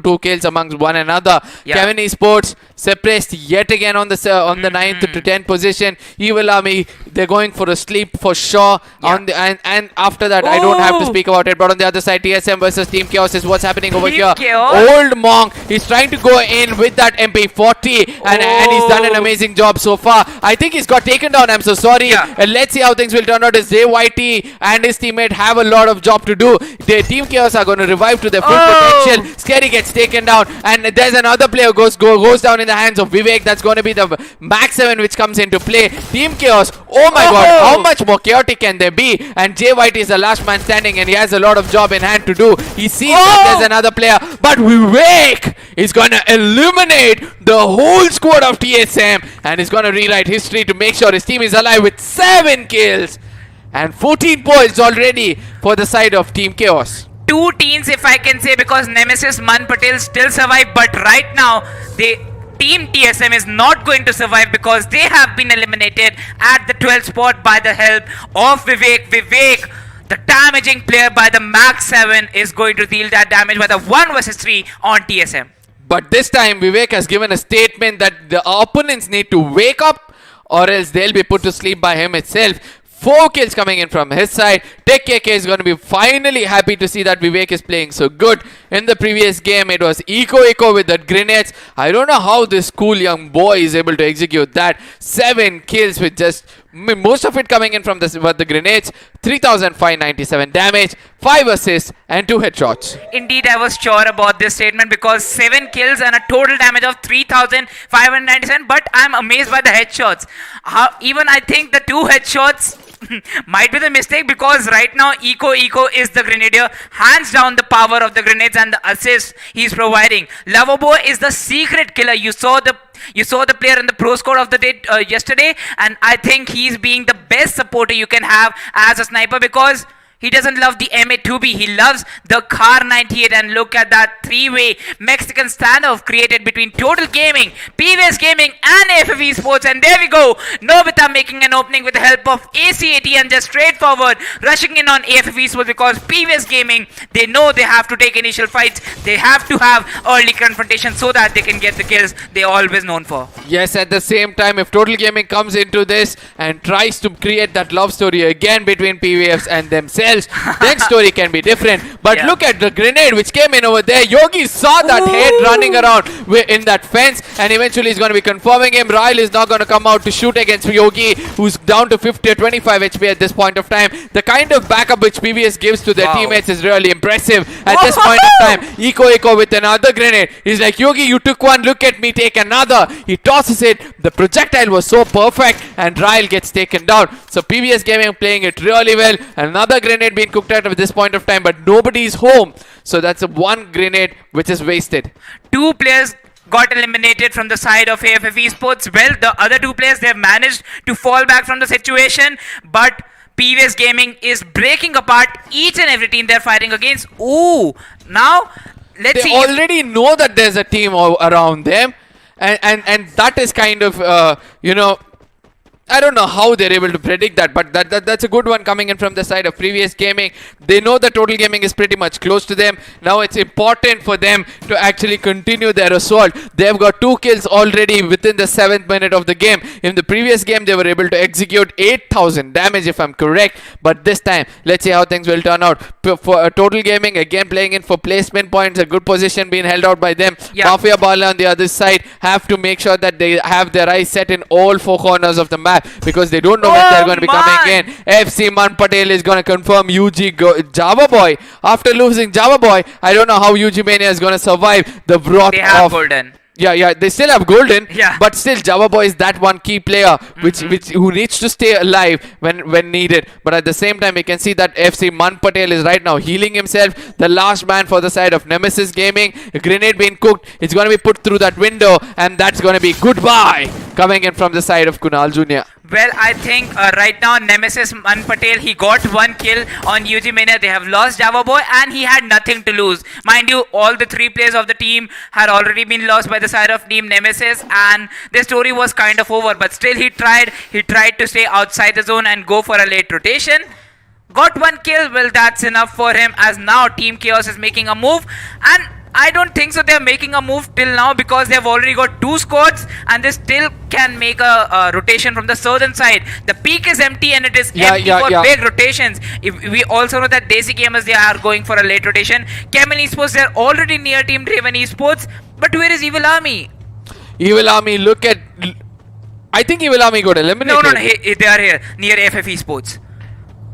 Oh my god, I don't know why I'm so blind at this point of time. Yeah. But still, I'm looking at the southern part of the map for the first time at Bermuda. I don't see anybody over there. Yeah. Previous gaming have crossed peak at this point of time. They realize that nobody's there behind them to backstab them. But the rotation from UG Mania is something which is going to worry me after this. If they try to make it inside the circle, Team D Sports is going to hold that good position where they're going to be challenged, where they're not going to be challenged. CS at this point of time rushing against the side of Raven Esports. Asustar from one angle. Aim is going to be joining him in that corner as well. It's going to be Deadshot from behind, who wants to make sure that he gives the backup for the team. Raven Esports, a UAV been summoned at this point of time. I don't know who did that, but at the same time, I know that the UAV would be destroyed anytime. Destroyed as soon as it was summoned. But at the same time, Raven Esports getting so much of damage from the side of Chemin Esports is something to watch out for. Ajit is going to run back as Asustar is going to execute the first kill against Sai Shankar. That grenade is going to remove the glue wall and give an opportunity for the confirmation. Kaushik is going to be doing that. Asustar on the other side will be getting that confirmation against Sai Shankar.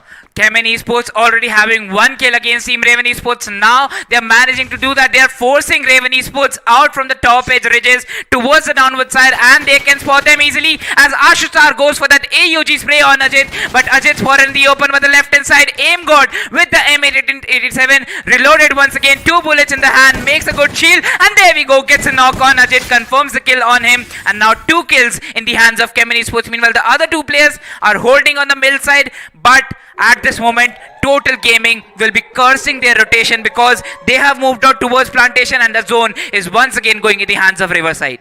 I don't know. Riverside has not worked out for them in the previous game. You remember that you and me had discussed about them trying to hold that bridge spot near that, and they always gets taken down. Prasanna on the other side gets detected by Aim God, and not the right kind of thing. I just love what Chemin did over here. They went in towards Raven Esports and they put grenades in such a way that they distribute the players in all 4 directions, and then they went on to take 1 player at a time, and now they're able to take the 3rd player, and that's going to be Prasanna getting taken down. And it's important for Chemin Esports to continue to take assault teams like the pack of wolves, because when the pack of wolves are together, that is when they can take down a player at a time.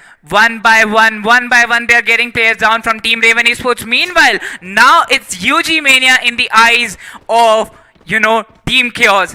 If they are caught in the eyes of Team Chaos, they will be taken out, but they have took the path of the launcher. And meanwhile, UG Mania is going for a late rotation because they saw a team very close to them. Okay, they are, I think so, also going for the launcher present on the shipyard. I think so because Yeah. the UG Mania as well as the others. Now the love story starts on the top right. We can see that it's going to be PVS versus the side of Total Gaming. One player gets taken down. That's not going to matter because this love story doesn't come to a point where they come and touch one another. Yeah. It's always been a long. I believe this relationship isn't working out because it's a long distance one. Yeah, long distance one. Well, that pun intended. But right now, talking about Team PVS Gaming, their position is amazing looking towards the zone because the zone is kind of going towards the southern eastern side. And Desi Gamers making that rotation. They are making a big move. And there we go. As I said, the zone is going to come on Team PVS Gaming, Total Gaming, and Desi Gamers. They just have to move above on that ridge and they'll get a good ridge advantage too. But meanwhile, look at that zipline. It's really easy for Team Chemin Esports to come inside the zone at any particular given time. Team D Esports also have a clear opening from the western side, but they do know that they have two teams behind them and they have to get them off so that they don't have any shots from the back. Yeah, but at the same time, Team Chaos trying to push in against the side of Team D Esports. Both these teams are hungry for Booyah at this point of time. Let's see who's going to restrict whom at this point of time. Roshan is going to go in with that grenade. Spams. On the other side, there's going to be more grenades put against him. He's going to already taken down player. He's going to be executing the second one for sure anytime soon. Aaron gets taken down as well. The third one for sure is going to take down Vivek. The damage being dealt by him. He takes down Scary yet again. And the last man standing for him from their side has to be making sure that he revives his teammate. The revive will also come in. It's going to be Aaron and Tech KK going in for a bit more closer range. A grenade being popped up by them. Roshan is going in for another grenade. Let's see whether he'll be able to put it at the right spot. He does put it at the right spot. Takes down Roshan. Takes down player. Tech KK being taken down by Blackshot. The highest number of damage being dealt by anybody using grenades will be going in for Roshan. 3 times he took down the same player and 2 times he took down the others. Well, 3 times on Vivek and definitely now it's a clean wipe on Team Chaos, if I'm right. Yeah, Team D Esports took out Team Chaos. So one of the squads that they were aiming for so that they won't have any backstabs has been killed, as Evil Army are now dealing the damage on Team Total Gaming, whereas a good trade comes in on the main captain from the team. Evil gets taken on as Yash is going for a right hand side flank. Meanwhile, AFF Esports, the story is over for them as Yogi spots the last player Karnesh from the team and takes him out by the help of UMP. But at the same time, I'm able to see that Team DG were actually burning their resources against the side of Evil Army when they knew that they could gatekeep them. Everything is looking good for Total Gaming yet again. Mafia Bala is continuously taking down player. This man is not stopping himself. He's got 2 kills in his name. He's going for a rotation which is unnecessary for sure. He's going to go a bit more closer, but he has to make it inside the circle. Let's not forget that PVS Gaming is still alive and they have a backstab capability coming in from their side. We have team number 3, that's going to be Team D Esports, who also have an opportunity over here. Kaushik is going to cook a grenade against Black Tiger. I think he'll be able to connect it. Fozia Jai goes in a bit more closer, takes down Ashusta. Will be confirming another player as well. That's Total Gaming dominating with 6 kills so far, with Fozia Jai somehow making sure he goes a little more offensive. You know, only one player from Team Total Gaming is inside the zone, while the other 3 players, they have went so far in the zone. Meanwhile, Team PVS Gaming now engaging against Team D Esports as Roshan is going to be the last player surviving, holding behind that glue wall. And there he goes for a grenade. That might do a lot of damage as he's spamming those grenades behind the glue wall, but he has to change his position. Nobita is rushing on him with that M87. That was close, but still, he won't be dealing that damage. But now, behind that glue wall, he's also ready with his M87 as Yogi goes in for a rush, and that too with a Scythe. He's deleting the glue walls. And Roshan is creating the last glue wall here. Blackshot gets a revive, but Yogi, he has to run in. Okay, Blackshot now once again taken out of the game. Delete gets taken out by the zone, and now it's all in for Team PVS Gaming, and he was killed by the Scythe of Yogi. So Yogi got the last 2 kills on Blackshot and on the other player of Team Esports. I think that was not necessary for PVS to take that fight, rather making it inside the circle.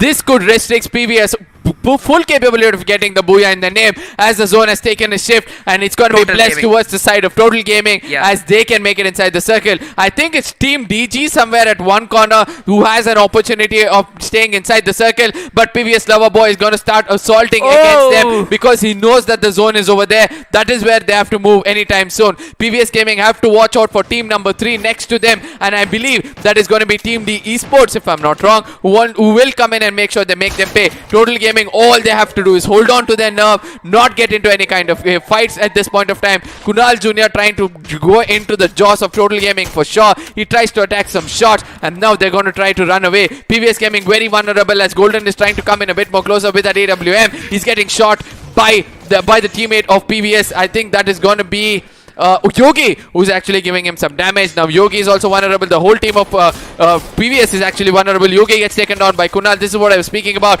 Nobita almost down to 2 HP. The zone is going to put him down. Loverboy will be the last man standing for them. 3 versus 1. They'll be easily able to take him out. Well, it's a fight between Team Desi Gamers and Loverboy as they get a knock on the players of Team UG, and PVS Gaming get eliminated at the 4th position. Now Desi Gamers Total Gaming is rushing on them as this is the 3rd fight. Mafia gets UG Mania Prince, and now Harsh is taking that fight for himself, getting 2 kills on Total Gaming. Mafia is going to be the last player surviving from the team, and I think so it's an easy booyah for Team Desi Gamers as Alex takes out Mafia.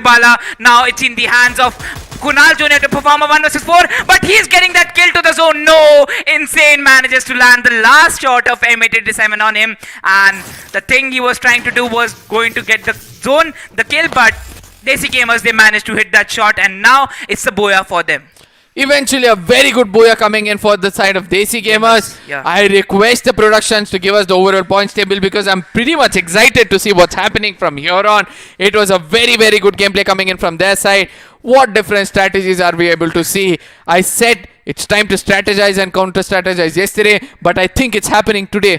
The way Raven Esports were assaulted, by I think Raven Esports were assaulted by the pack of wolves. Yeah. That PVS was Gaming. no, it's not PVS Gaming, who actually went in and put a grenade in the center, divided the whole team to go in all 4 different directions, and started to assault one player at a time. I think it was Raven Esports who took down team D Sports. Yeah. Team D Esports. Yeah, Team D Esports were the clever people to do so. They were doing such an amazing job when it comes to that point. At the same time, the way Total Gaming is actually able to hold their nerve, they are not allowing Delete to go out in the open. Yeah. Delete always had this, thing of trying to go out in the open and try to get knocks, and eventually they have restricted that very, very well. On the other side, PVS Gaming, the kind of opening Eco and Java Boy, Eco and Yogi is able to do with the grenade is actually really commendable. It reminds me of Radhe Thakur on one angle because he was also able to time those grenades and projectile perfectly.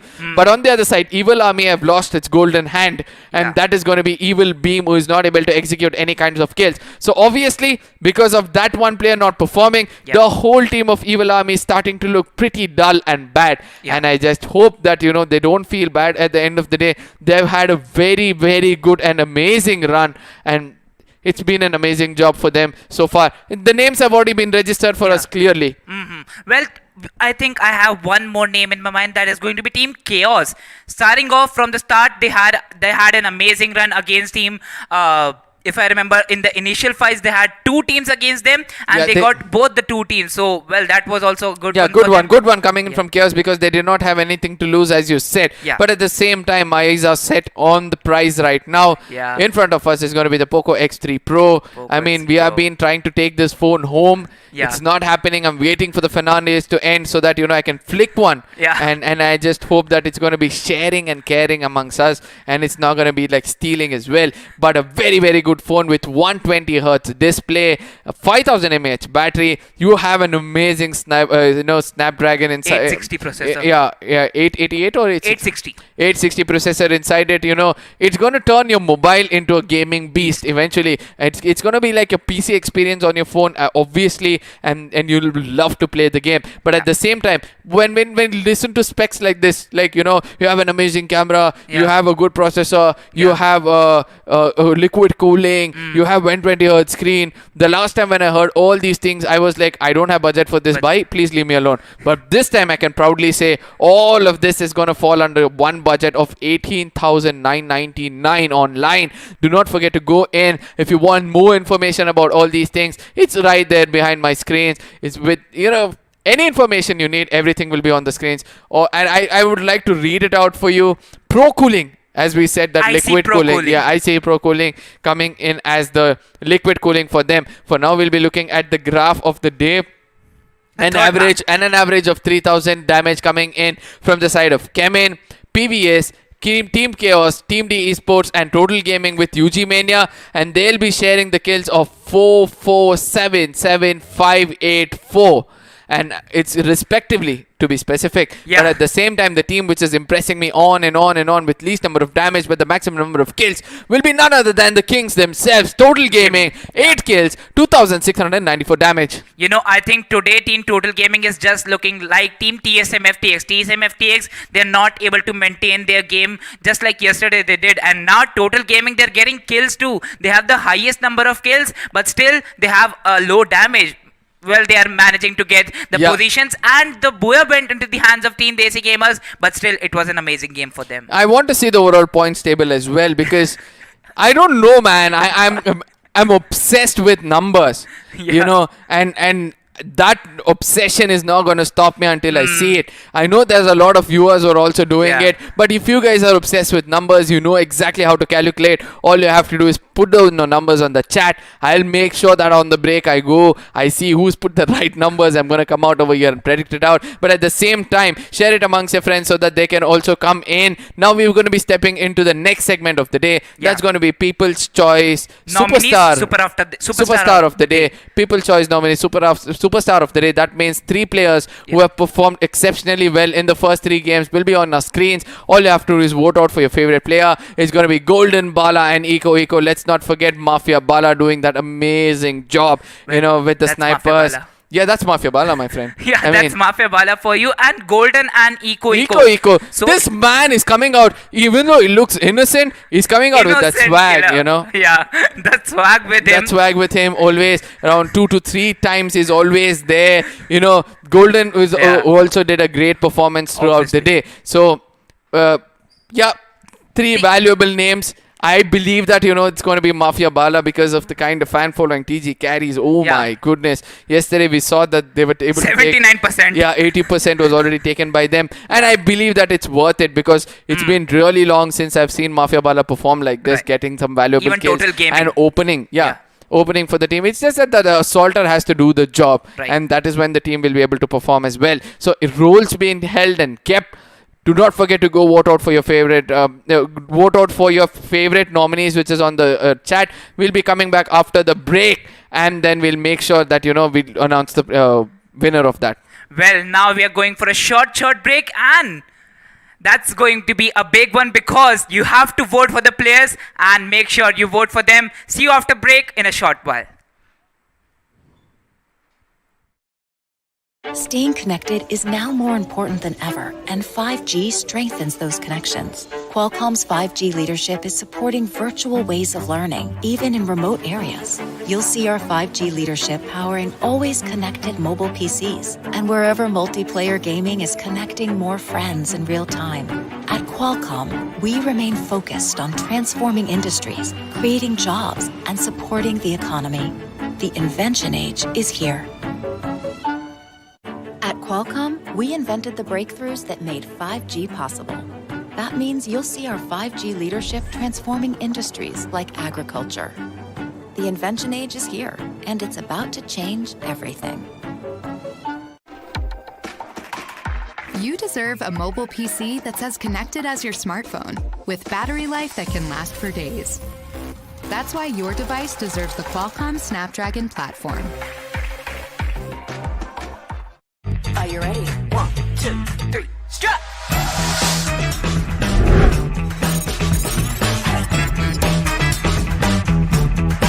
You do the wiggle wiggle.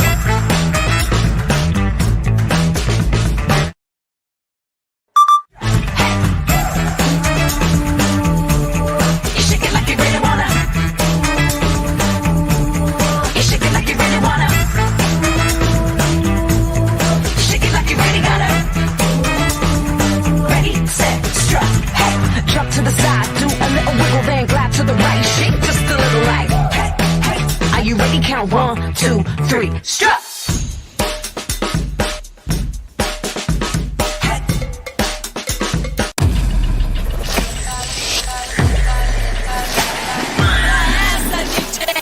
just another fact of life for me, really. People wanna step into the party and job. It's just another fact of life for me, really. People wanna step into the party and job.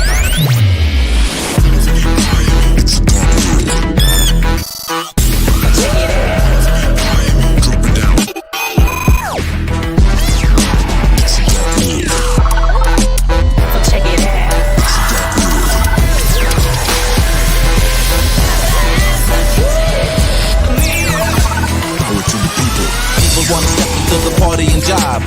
It's just another fact of life for me, really. People wanna step into the party and job.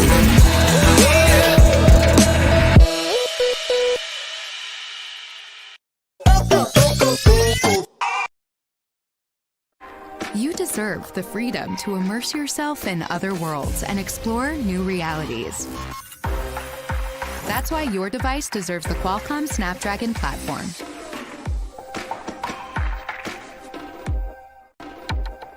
You deserve multiplayer games that respond at the speed of 5G. That's why your device deserves the Qualcomm Snapdragon platform.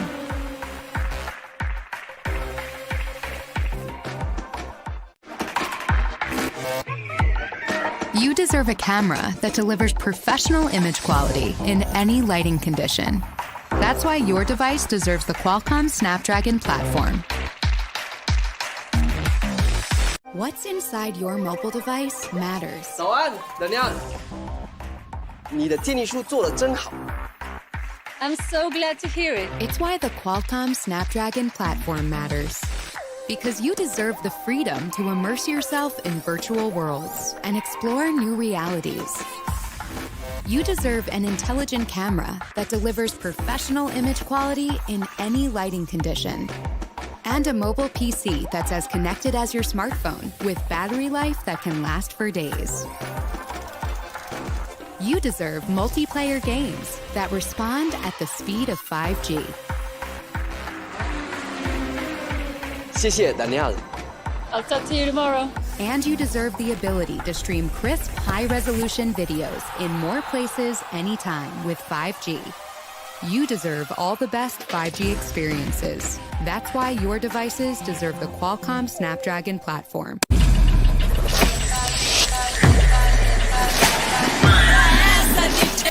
It's just another fact of life for me, really. People wanna step into the party and job. It's just another fact of life for me, really. People wanna step into the party and job.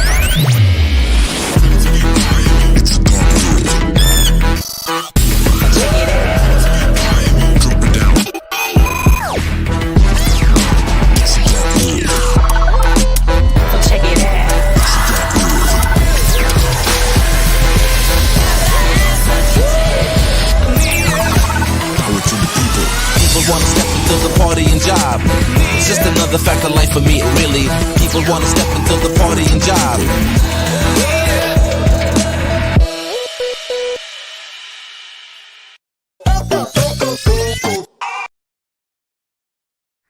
Hello ladies and gentlemen, welcome back to the Snapdragon Conquest Free Fire Pro Series where 12 teams fight against each other in the wildcard stages. Joining me as my co-caster is going to be Arka for the 4th match, and then after that is going to be joining Cape.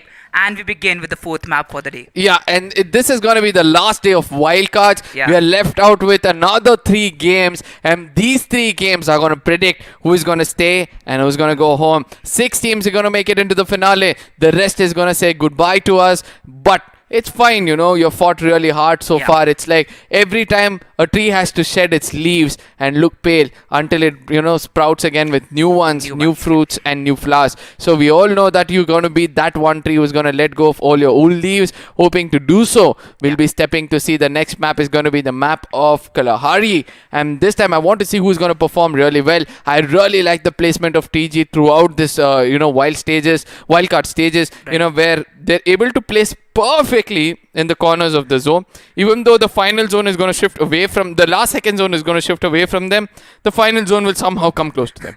Yeah, definitely. And there are some strategies that they're making so that they land around the final zone. And now we have to take a look over the people choice that is going to be between the 3 players, the superstar of the day. And As you said, Mafia Mafia Bala Bala. with 70% votes, and just behind him is going to be Eco with 16% and UG Golden 18 with 14% votes. Yeah, and there was a point where everybody started asking, why did you keep your name Bala? Bala. And he literally told me that Akshay Kumar song had released. He didn't tell me personally, but he told in that video, in the intros of the first season, that he heard that song Bala Bala, and then he literally got influenced, and he was like, he liked it, and that's why he's kept it. So every time, next time you're gonna text him, or you see him on Instagram, or if you see him somewhere going around, do not forget to sing that song to him. Probably it might cheer him up for sure. But at the same time, all the fun said and done, I am wanting to see what the next fight is going to be.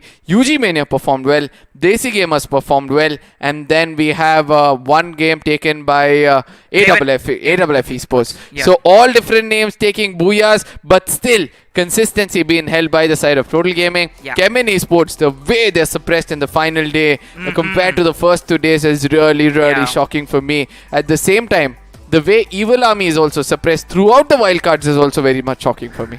Well, Team PVS Gaming, they're still able to maintain their power throughout, even if they're suppressed. Well, talking about Team Total Gaming, TSM FTX, Team Chaos, AFF Esports, Nemesis and Raven Esports. You predicted that Nemesis could have won the game, but they were the first team to get eliminated. Getting eliminated, Yeah. yes. I mean, when you have Team Chaos rushing in like that, not bothering about anybody and killing people, how do you expect our predictions to come right? Yeah. You know, we do not expect Team Chaos to actually perform like that. For the first time, for the last time, we'll be able to see my predictions on screen for the next match, where I'm hoping that my predictions come out correct. But who got the booyah in the previous game? Who got the booyah in the previous game? It was Team DG, Desi Gamers. Did Slumber Queen vote out for DG? Exactly. That's the whole point. Oh my. I don't know how she does it. Man, she has some good mythical powers, or she has some god powers with her. Well, talking about now, Slumber Queen is going for PVS Gaming. Nahi bhai, I don't know how she does it, bhai. Yeah, and the way she's able to predict that perfectly, as I told you in the beginning itself, sometimes I'm like, I want to call her up before the game starts and like, what are your predictions? And then note it down and try to put it forward. At the same time, Munish is going to go, Aurora is going to go for Team TG. Monish is going to go for AFF. I'm going to stick on to TSM, because for the last time TSM would have an opportunity to bounce back. Mrudul and DK is going to go in for Chemin Esports. There was one odd one out, AFF by someone at Tamil desk. And let's see who's going to be right. But Slumber Queen, eyes all set on you. Yeah, because obviously you predicted the previous one, right? I want to see whether you'll be able to predict the next one also. But yes, there was a point where, we were able to see some cool moves coming in from the side of Eco, expecting something the same when it comes to the next game. If I see him yet again, in the MVP of the next match, I'm going to make sure that I'm going to put a profile picture just for him. Standing like that. Now we are going towards the flight path of the map number 4, and there we go. The teams are all set from the hangar, and the plane is taking off. Team Nemesis, Raven Esports, Desi Gamers, TSM FTX, UG Mania, PVS Gaming, Team D Esports, Total Gaming, Team Chaos with Evil Army on the plane of the Snapdragon Conquest Free Fire Pro Series Wildcard Day number 3, match number 16. And this is going to be the flight of Snapdragon Conquest Free Fire Pro Series, and that CG keeps coming up on my mind. I was having a dream of that as well, that I'm trying to hold it up and I'm flying. All said and done, I didn't want to say that. I don't know why it came out of my mouth, but still, coming back right into the game, we are able to see some early skirmishes probably between Chemin Esports and Nemesis. And we also can see that Team DG is trying to fly around above them to see whether they can land pretty more closer. Ashustar is the closest to Mr. Gamer at this point of time. On the other side, it's going to be Ignite a bit far away from his team. Look at that Council All plays where UG Mania versus AFF can take place.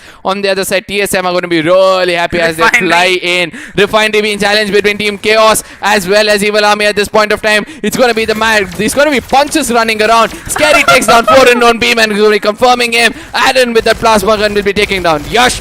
KKK is still alive. He could be bleeding out or taken down at this point of time. Yes, she's going to confirm him with that MP5. He's got a Scar as well. Now, Evil Army losing a player. Another punch comes in. But eventually, it was not the punch. It was the M10 which did the job for them.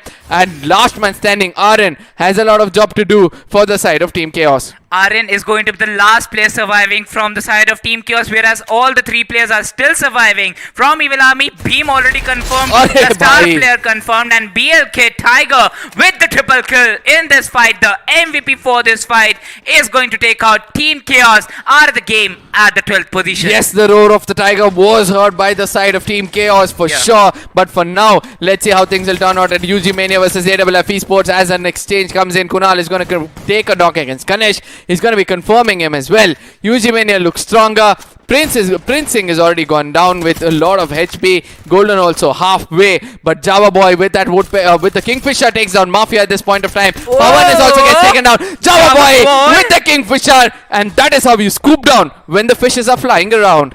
All 3 players just landed around his scope. He was not aiming for the players. I think so the players were aiming for his scope. And Kingfisher, he got Kingfisher by the help of Kingfisher. Java Boy is going to take a 1 versus 3 against Team AFF. And now we have 2 teams out of the game. I mean, when you're walking into the crosshairs of Java Boy and you're expecting them not to be killed, that's going to be bad, obviously. On the side of sub is Raven Esports, pretty much close to them. On the eastern side is obviously going to be TSM, and I'm hoping to see that TSM will come a bit more closer. Black Tiger, after roaring hard, has become a bit more overconfident, trying to go into the jaws of Team D Esports. Whether he'll be taken down is the question. It looks like he might be, as Deadshot knows that he's coming a bit more closer, gets taken down. The Tiger is only good when it pounces from behind. Face to face is going to be easy to take down a Tiger. Well, Team D Esports, Roshan, the Tiger with the grenades now is killing in with the XM8, and he got a frag on Refinery, whereas the other team was trying to go back from the Refinery, but Team D Esports, after making that rotation, they will be getting that frag. Now, we are going to take a look on the point standings of the previous match. That was the 3rd game for the DFM, right? Yes, it was the 3rd game, and Total Gaming, even after they didn't get the Booyah, they have 31 total points in their hand. Yes, 31 points coming in from their side. Desi Gamers right behind them at 28. No, they didn't get the Booyah, but Desi Gamers did it. PVS with 31 and following. So, but at the same time, I mean, the kind of assault we saw that Total Gaming were able to execute was really good. On the other side, for the first time from the side of Team D Esports, Roshan with that grenades, we saw that they was able to execute it.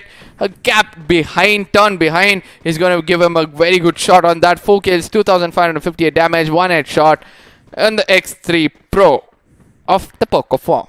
Yeah, Team D Esports, D Roshan, the man with the grenades I talked about. Well, they have got a frag for themselves by the help of XM8, and now it's Desi Gamers going against PVS Gaming. Okay. The history is repeating itself. Lover Boy is just running, but now he has changed his mind. As now he just changed his mind. He was behind that cover, but he will be taken down by the help of that AC-80, and the kill is confirmed. Headshot, yeah, exactly, the headshot. And now only 2 players will be surviving from PVS Gaming.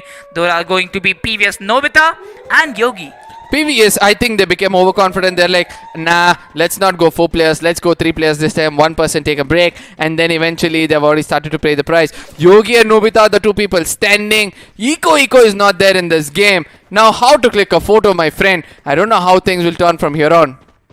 Well, talking about the other teams, we have Team PVS Gaming, only 3 players in this game. I don't think so what is happening at this moment, because look at the rotation of Team UG. UG Mania is going for a long rotation. They know previously what happened with them when they were against Team Chaos. At this moment, they just want to...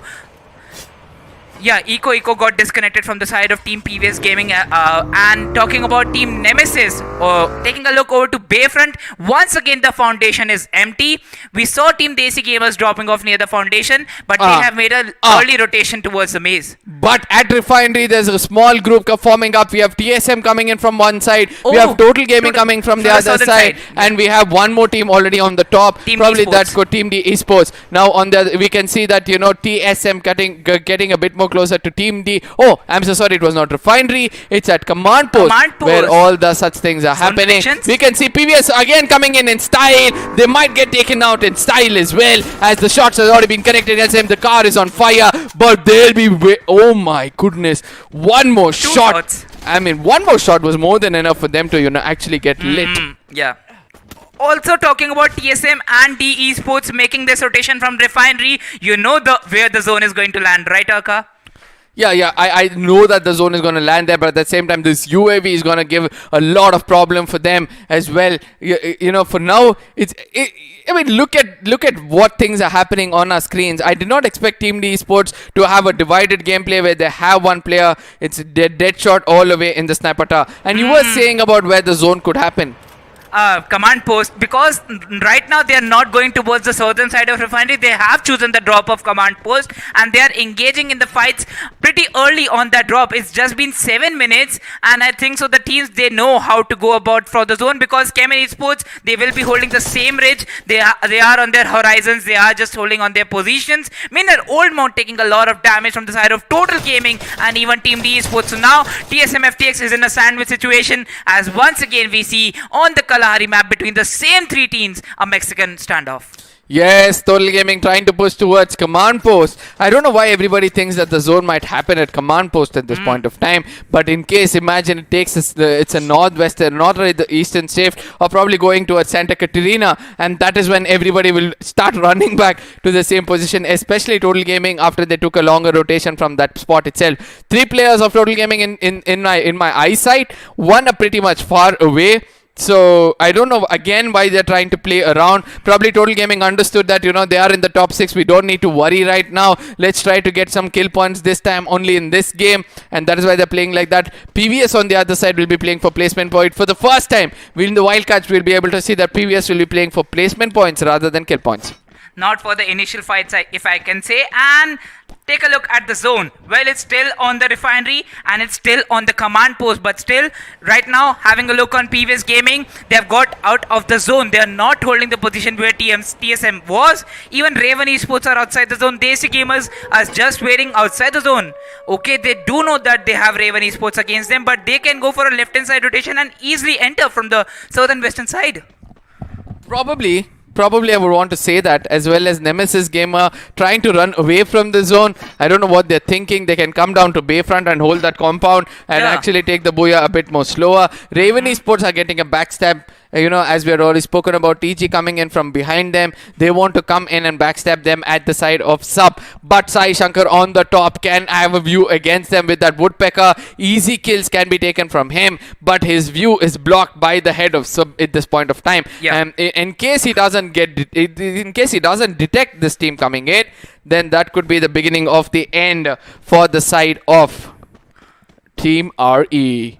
Raven Esports is still looking out to go inside the zone. Meanwhile, talking about Desi Gamers, they have got an initial opening by the side of Harsh. That was an amazing kill from his side, but still they are going for a long rotation from the side of Sub, as they do know that if they enter from the perfect position where Raven Esports is holding, then it is going to be another story that we can see in a short while. But right now, look at that. PVS Gaming and Total Gaming, even if it's Bermuda or Kalahari, this love story is not going to stop, because they're still near about... No, this love story is not going to end, my friend, because as always said, this is a long distance relationship and none of them are actually coming for a close range fight, and things are not going to end well for a long distance relationship for sure. But on the other side, we can see that, you know, Kaushik is going to take down Mr. Gamer, as Mr. Gamer thought that nobody's going to, you know, shoot at him and is trying to run out in the open in the map of Kalahari. At the same time, TSM, one player was already down inside command post. I just hope that he's been picked up.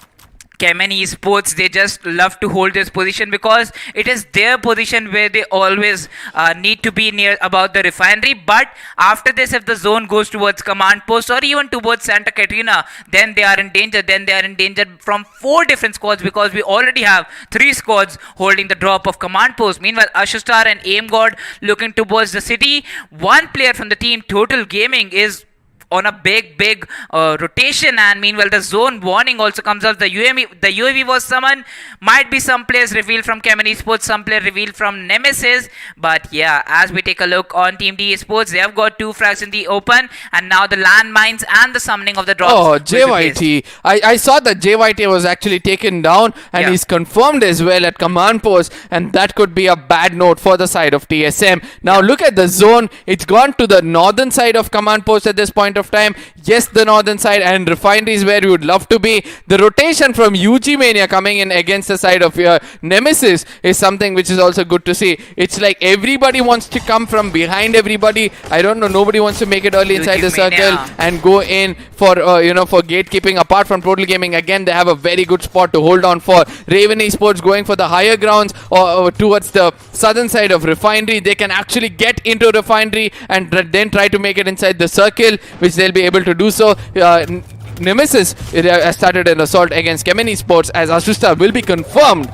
And 2 valuable points coming in from the side of Nemesis. Uzef with that Kingfisher once again rocking, and as Golden gets a knock on Man Patel. Now UG Mania, they're going for that rush. But meanwhile, Kaushik gets a knock on Total Gaming. Total Gaming is going for a different move here as Java Boy gets a knock on Nemesis Man Patel, and he will confirm the kill for himself. Chemin Esports, Aimgor getting picked up, and Delete is going to go out. You talked about Delete. Total Gaming was holding Delete on his position, but I think he loves to go out at any particular time. Fozzy Ajay, I just hope that you have a grenade in your hand. If you have so, then you could have popped it inside that with the dual vector. Takes down Kaushik. He has to reload and come back against Aimgor, who's inside the glue wall. And eventually, he turns out to be a bit more stronger. Again, a glue wall is put up where he's going to be reviving Kaushik. Fozzy Ajay is all alone, and that is why that M18 shot is the bullets is going to go through his skull, and that's the end of the story for Fozzy Ajay.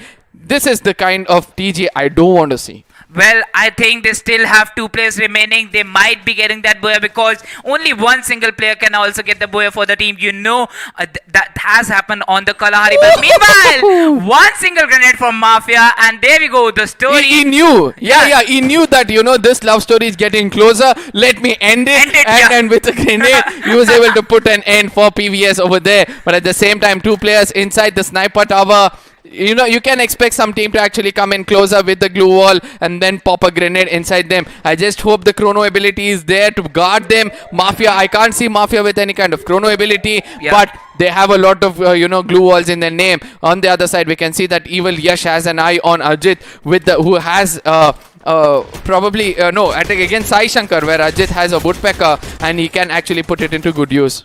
Okay, still 3 players are going to come from the downward side where they have the zone having that damage on them, and this is the 5th zone, so they'll be dealing around 14 damage from the zone as Yash gets a knock from Prasanna, and now TSM is going for a run. Ignite gets a knock on D Esports Amitwala as Team DG is not going to allow Team D Esports inside the zone. Yash is going to confirm his kill, but is going to fall down to death and getting taken out. DG Insane is going to get a knock on Blackshot as he confirms this kill, and now only 1 player or if I think 2 players are going to remain from D Esports. Yash getting eliminated. Ajit gets a knock on Chemin Esports Adam, and Roshan gets a knock on Harsh. Evil Army gets eliminated as Evil gets taken out from the zone at the 8th position. Yeah, it's going to be TSM surrounded at this point of time. Old Monk as a hand cannon which he can put in use against Ignite. Insane is going with some stuns over there and then with some grenades. Roshan is going to cook one. He wants to make sure that he takes down Insane as he might also go down. Insane! Somewhere Kaushik. I thought that Insane could be doing it, but Kaushik on the other side with the sniper has taken on 2 players. Insane pretty vulnerable at this point of time. Team DG have to regroup with one another before they take the fight against the side of TSM. Well, it is going to be the side of TSM as they still survive in the game. UG Mania, Chemin Esports, D Esports, and there we go. Desi Gamers get eliminated at the 6th position, and UG Golden is doing his job. Total Gaming get eliminated at the 5th spot, and now we have only 14 surviving. UG Mania, Chemin Esports as Old Monk is trying to enter, but he will get only a single kill on D Esports, and now it's a 4 vs 2 fight between Chemin Esports and UG Mania. Prince Nick from the right hand side going with that grenade. Kosh is going to get taken on with the help of the shotgun. M1887, Kunal Jr. does the job. Now it is in the hands of Aim God, but he is also going to get taken on from Kunal Jr. And it's done and dusted. And now the Booyah is in the hands of Team UG Mania. UG Mania consistency coming in from their side. Oh my god, what an energy you had, bro. I just tried to match up with it and I understood you were on the top of your voice. It's UG Mania coming up with the second Booyah of the day, if I'm not wrong. Yeah. And they've done an amazing job. Wow. Can we expect the overall points table again? No, we cannot. And we have to wait until the final moments of the day itself. Ladies and gentlemen, it has been an amazing day of booyahs and Free Fire so far. Yeah. But at the same time, we need to understand few things when it comes to the game of Free Fire. That, you know, it's like, even though there are top teams who are performing well, like Total Gaming again coming into the top 5, TSM for the finally again coming into the top 5, but still not able to execute kills from the side of TSM. But Total Gaming, you know, they knew that if they stick together, that is their strength. I don't know why they suddenly think that, you know, we'll come up with a new strategy and think how and see how it works. And then they start to fail and, you know, things don't turn out for them. I just hope that they stick together in the next round, because a lot of fans for TG. I go see the chat and I still see that, you know, people are watching for TG, TK, kal kar lenge, we'll do it again tomorrow and all those stuff. So for those fans at least, you know, get 1 or 2 booyahs with some good kills in your name. So that, you know, while entering the finale, you can actually feel like the lion entering a warfield. You know, I think Desi Gamers and TSM FTX being targeted and getting taken out pretty early. This was the game where they got some positions, and they still have the chance, because they were in the top 6 yesterday. They were at the 3rd and the 4th position, 3rd and 4th position precisely. Desi Gamers, they have also got a Boya today. So so they have the points that they have got. So might be they are confirming their spot at the 3rd position. And after that, TSM FTX, they got 3 bad games. Might be they are getting out of the top 6. Probably. You can never say, because the consistency was pretty good from the previous day. We said that, you know, everybody had a 20-point difference, you know, when it comes to the overall points table. But, you know, when you have around 5 to 6 points balanced by all the other teams, and you have only 2-3 teams like PVS, Total Gaming and UG Mania actually dominating, the others will stay in their positions, right? So looking at all those possibilities, I do believe that they have an opportunity. Somewhere I feel that, you know, Chemin Esports will be pushed down, even though they had a concrete position on the top, because PVS have performed well, TGS performed well, and that big margin could have been, you know, covered by the side of PVS Gaming. All said and done, I'm waiting for the next match to start off anytime soon. Yes, this is the last time you guys will be seeing me for the day or in the wildcards itself. If you have anything to say to me, all you have to do is go on my Instagram or go to any of my socials. Find me at caster.arka. You can find Mridul Kapoor at _Mridul Kapoor. At the same time, those who won this phone on the desk, do not forget to spam it on the chat. If I'm able to flick 2, I'm gonna send 1 to you. So send the address. Hopefully, you know, keep your fingers crossed and pray that, you know, I get 2 phones in my name. But now we have to take a look over to the match 4 graph, because we'll get to know the exact stats that are going to happen in the match, the kill and the damage chart, whereas the damage leaders is going to be Chemin Esports with a total damage of 3738. That means 3,738 total damage and 7 kills. Finally, Chemin Esports is able to put some kill points on the table. But this time, Total Gaming have a different story to say. After dealing 1,597 damage with just 1 kill, TSM, who's going to be dealing the least damage and getting maximum number of kills, 4 kills for 1,200. UG Mania with 3,658 and 9, you know, kills. That's the highest by them. Evil Army slowly coming up with 5 kills. Desi Gamers with 3, Nemesis with 1, and Team D Esports also very good with 3,005 kills. So it's good to see that zeros are coming in from the side of PVS Raven and AFF, who are actually performing well. And Team UG Mania, they did their job. They have got 9 kills from their hands, and in the end, when it was against Chemin Esports and Team UG Mania, it was like a 4v2 battle, but an all-out frontal battle. They were just going in. They did know that it was their Boya, and they got that from the hands of Chemin Esports. Let's see how things will turn out from here on. It's going to be like everybody. I know that, you know, Total Gaming, every team's analysis will be sitting with a pen and paper, and he'll be telling that you have to play for placement points, you have to play for kill points. We need an average of so and so to actually survive in the game as well. For the last time, we'll be looking at the matchup. Until then, I want to tell this to the audience. Thank you so much. It was a pleasure being over here in the wildcards. Going for the matchup of the match number 5, the day number 3, and the match number 17. We have PVS Gaming, UG Mania, Chemin Esports, Desi Gamers, Team D Esports, Evil Army joining in, and also we have Cape coming back on the desk. Going towards the second page of these teams, we are going to take a look over to Total Gaming, TSM FTX, Team Chaos, AFF Esports, Team Nemesis, and Raven Esports. Welcome back, my friend. Well, it's gonna be the same teams again and again for the rest of the day. 2 more matches in front of us. Going for the map of Bermuda this time, I think somewhere my opinion is gonna change because UG Mania getting two back-to-back Booyahs in the name. I have opted for them in the previous match because I knew that somewhere UG Mania had the potential hidden up the sleeves, and this is the moment they bought it out, and it's working out for them so far. Let's see if in the next match also, if UG Mania is able to make that same comeback. But at the end of the day, when it comes to the last game, I think that PVS or Total Gaming coming very close to the top, it's going to be one of these two teams taking the Booyah home for the last match. You know, I think wildcard day number 3, Desi Gamers got their first Booyah in the wildcards. I think so it's chance for the team TSM FTX. I have chosen for them in the last game, if I particularly remember, because TSM FTX, they haven't shined till now. They are maintaining that a good consistency, but still, that 10-15 points are not going to be equal to qualify for the finals. You have to get a Booyah to make that lead from your enemy team, and that lead is, I don't think so, present in front of us. Now, we are going for the caster prediction, and let's see which casters have chosen which teams. There we go. From the Hindi desk, we have Oro choosing TSM FTX. Masab is going to go for Team Desi Gamers. And on the English desk, we have chosen UG Mania. Well, I'm going for Team Total Gaming Esports. Tamil desk, okay, we have Team D Esports and Slumber Queen choosing Chemin Esports. Meanwhile, on the Telugu desk, you have Evil Army going for T18 Gaming and DK Official choosing PVS Gaming. So all the casters going for different teams. A difference of opinion coming from all the casters can be seen at this moment, but there's a lot of analysis being put behind this. Everyone knows how the team have performed in the previous days.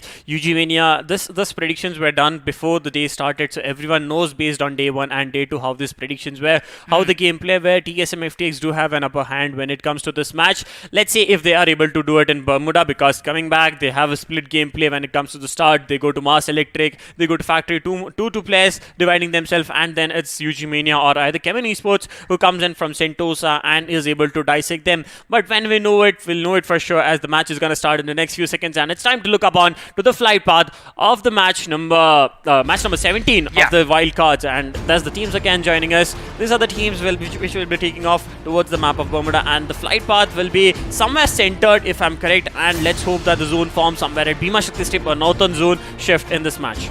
The Snapdragon Conquest Free Fire Pro Series Wildcard Day number 3, match number 17, and the plane with that CG. I just love that, as Arka said, because I think so if Arka had a dream, might be today I will have a dream just hanging on that amazing banner. Meanwhile, the flight path is going to start from the Rimnam village going towards the shipyard, going from the northern side, kind of dividing the map into a 70-30 ratio. UG Mania, as soon as they got that jump button, they'll be going towards the Rimnam village and the hangar. They'll be choosing around the northern phase of the clock tower, but still they do have a good position for themselves. Meanwhile, talking about TSM FTX, look at that.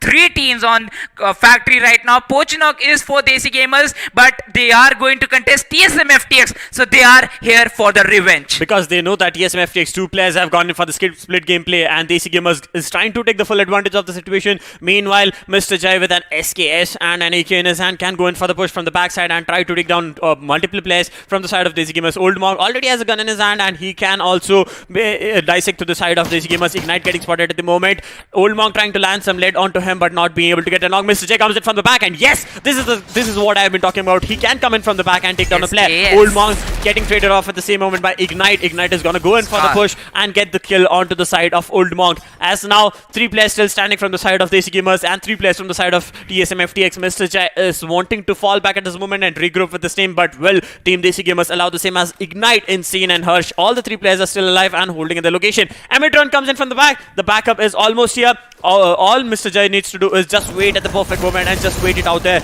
At the same time, it's going to be insane. Paying the price right now. Mr. Jai goes in for that knock. He might try to go in for the finish. 177 HP at his hand. That's almost to say that is at his full potential. A glue wall being popped up at the perfect place. Amitron comes in from the back. Will he be able to take it? And Mr. Jai right now paying the price. Insane getting finished off. Mr. Jai getting finished off for 2v2. Last player standing for Desi Gamers is going to be Ignite. Fab Indro with that plasma is going to confirm Harsh from out of the game, and now it's a 2 versus 1 fight between Ignite and Fab Indro and Amadron. They are going for that knock, they are going for the kill confirmation, but still they have lost 2 of their players. Still getting 3 kills, I think so. Desi Gamers, they contested the drop of Factory, where TSM FTX, they do love to go, and they didn't go on their usual drop of Pochinok. Now Ignite is going for a fallback, and you might have Team Nemesis already holding the position. So you have to take care. Oh, Team Nemesis are they drop contesting Team AFF Esports. Well, holding off at Bhima Shakti Strip, we have these two squads. And coming back to Kaltulitswa, we have Team D Esports fighting against Team Chaos. Tech KK at a very low HP. Scary trying to land some shots onto the side of Roshan. Scary comes in for the push, but he's still gonna hold it. Roshan is just gonna hold it out and use the treatment gun on his teammates and heal them up to the full potential so that they could be ready for the fight against Team Chaos. Team Chaos, will they be able to make a chaotic situation in this match? As Scary has an off angle, Blackshoot is coming from the from another angle, and with the Famous in his hand, spots Scary almost a knock coming in. Chrono Shield being popped up at the perfect moment, but Tech KK has to give the cover, the proper backup for his teammates. As Roshan comes back into the cover, the fight is gonna stay for long. But will they be using a launcher and going into the zone? I'm not sure of it. Arain comes on with a different angle. He goes in for the altitude advantage, lands some shots onto the side of Blackshoot, and spots of Roshan in the open. And a knock might come in any moment right now with the Kar98 in his hand, but will he be able to do that? Not sure as of now. Let's look up at the point standings of the previous match, match number 16, where UG Mania was able to execute the Booyah with 38 points in the hands. That's almost like 9 kills, and a Booyah coming in from the side. Chemin Esports at the second with 31, and that was a quick pop-off of the overall standings. Yeah, definitely. That was the point standings from the previous match, the map number 4, and we are taking a look over to the fight between Team Chaos and D Esports, where Roshan has already been taken out from the team, and meanwhile there we go, the knock is not going to be revived. Team Chaos, they have managed to get that knock, but still they are going for that. Oh, Arion caught in the open, gets a good cover fire back again, and Roshan is going to get finished as he was not revived. Now one player that is going to be Amit Walia. He has to be hunted by Team Chaos, or he is going to run off from the position. Well, there's going to be Evil Army coming in from the back towards the side of Team AFF Esports. As AFF Esports and Nemesis both pays at the hand of Team Evil Army, as AFF Pavan has been knocked out. Nemesis goes in for the push, but they have to literally watch out for AFF, who's trying to give them the cover that they need. And yes, it's going to be Rahil taking down Mr. Gamer. A trade coming in. Rahil has been taken down. Mind Gamer has been taken down. The last two players standing for AFF Esports is going to be Kanishk and Mafia, who are just holding it out in the open. And Kanishk has to be very careful, because there will be Evil Army coming in from the back at any moment right now. As we talk about Team Chaos, they have made the way out of the Bhima Shakti Strip and do not want to fight it out against Team D Esports. Team D Esports just holding it out, the last place standing, and Nemesis knows that there's AFF Kanishk before him, because the Chrono Shield have been popped up in the perfect place, and he's trying to camouflage himself, but that's going to be revealed at any moment right now as Kanishk comes in from the back. It's Uzef singing the lullaby and putting an end to Kanishk at this moment. Mafia trying to get that finish, but Uzef gets traded off. The last place standing Mafia will play for placement points for this team.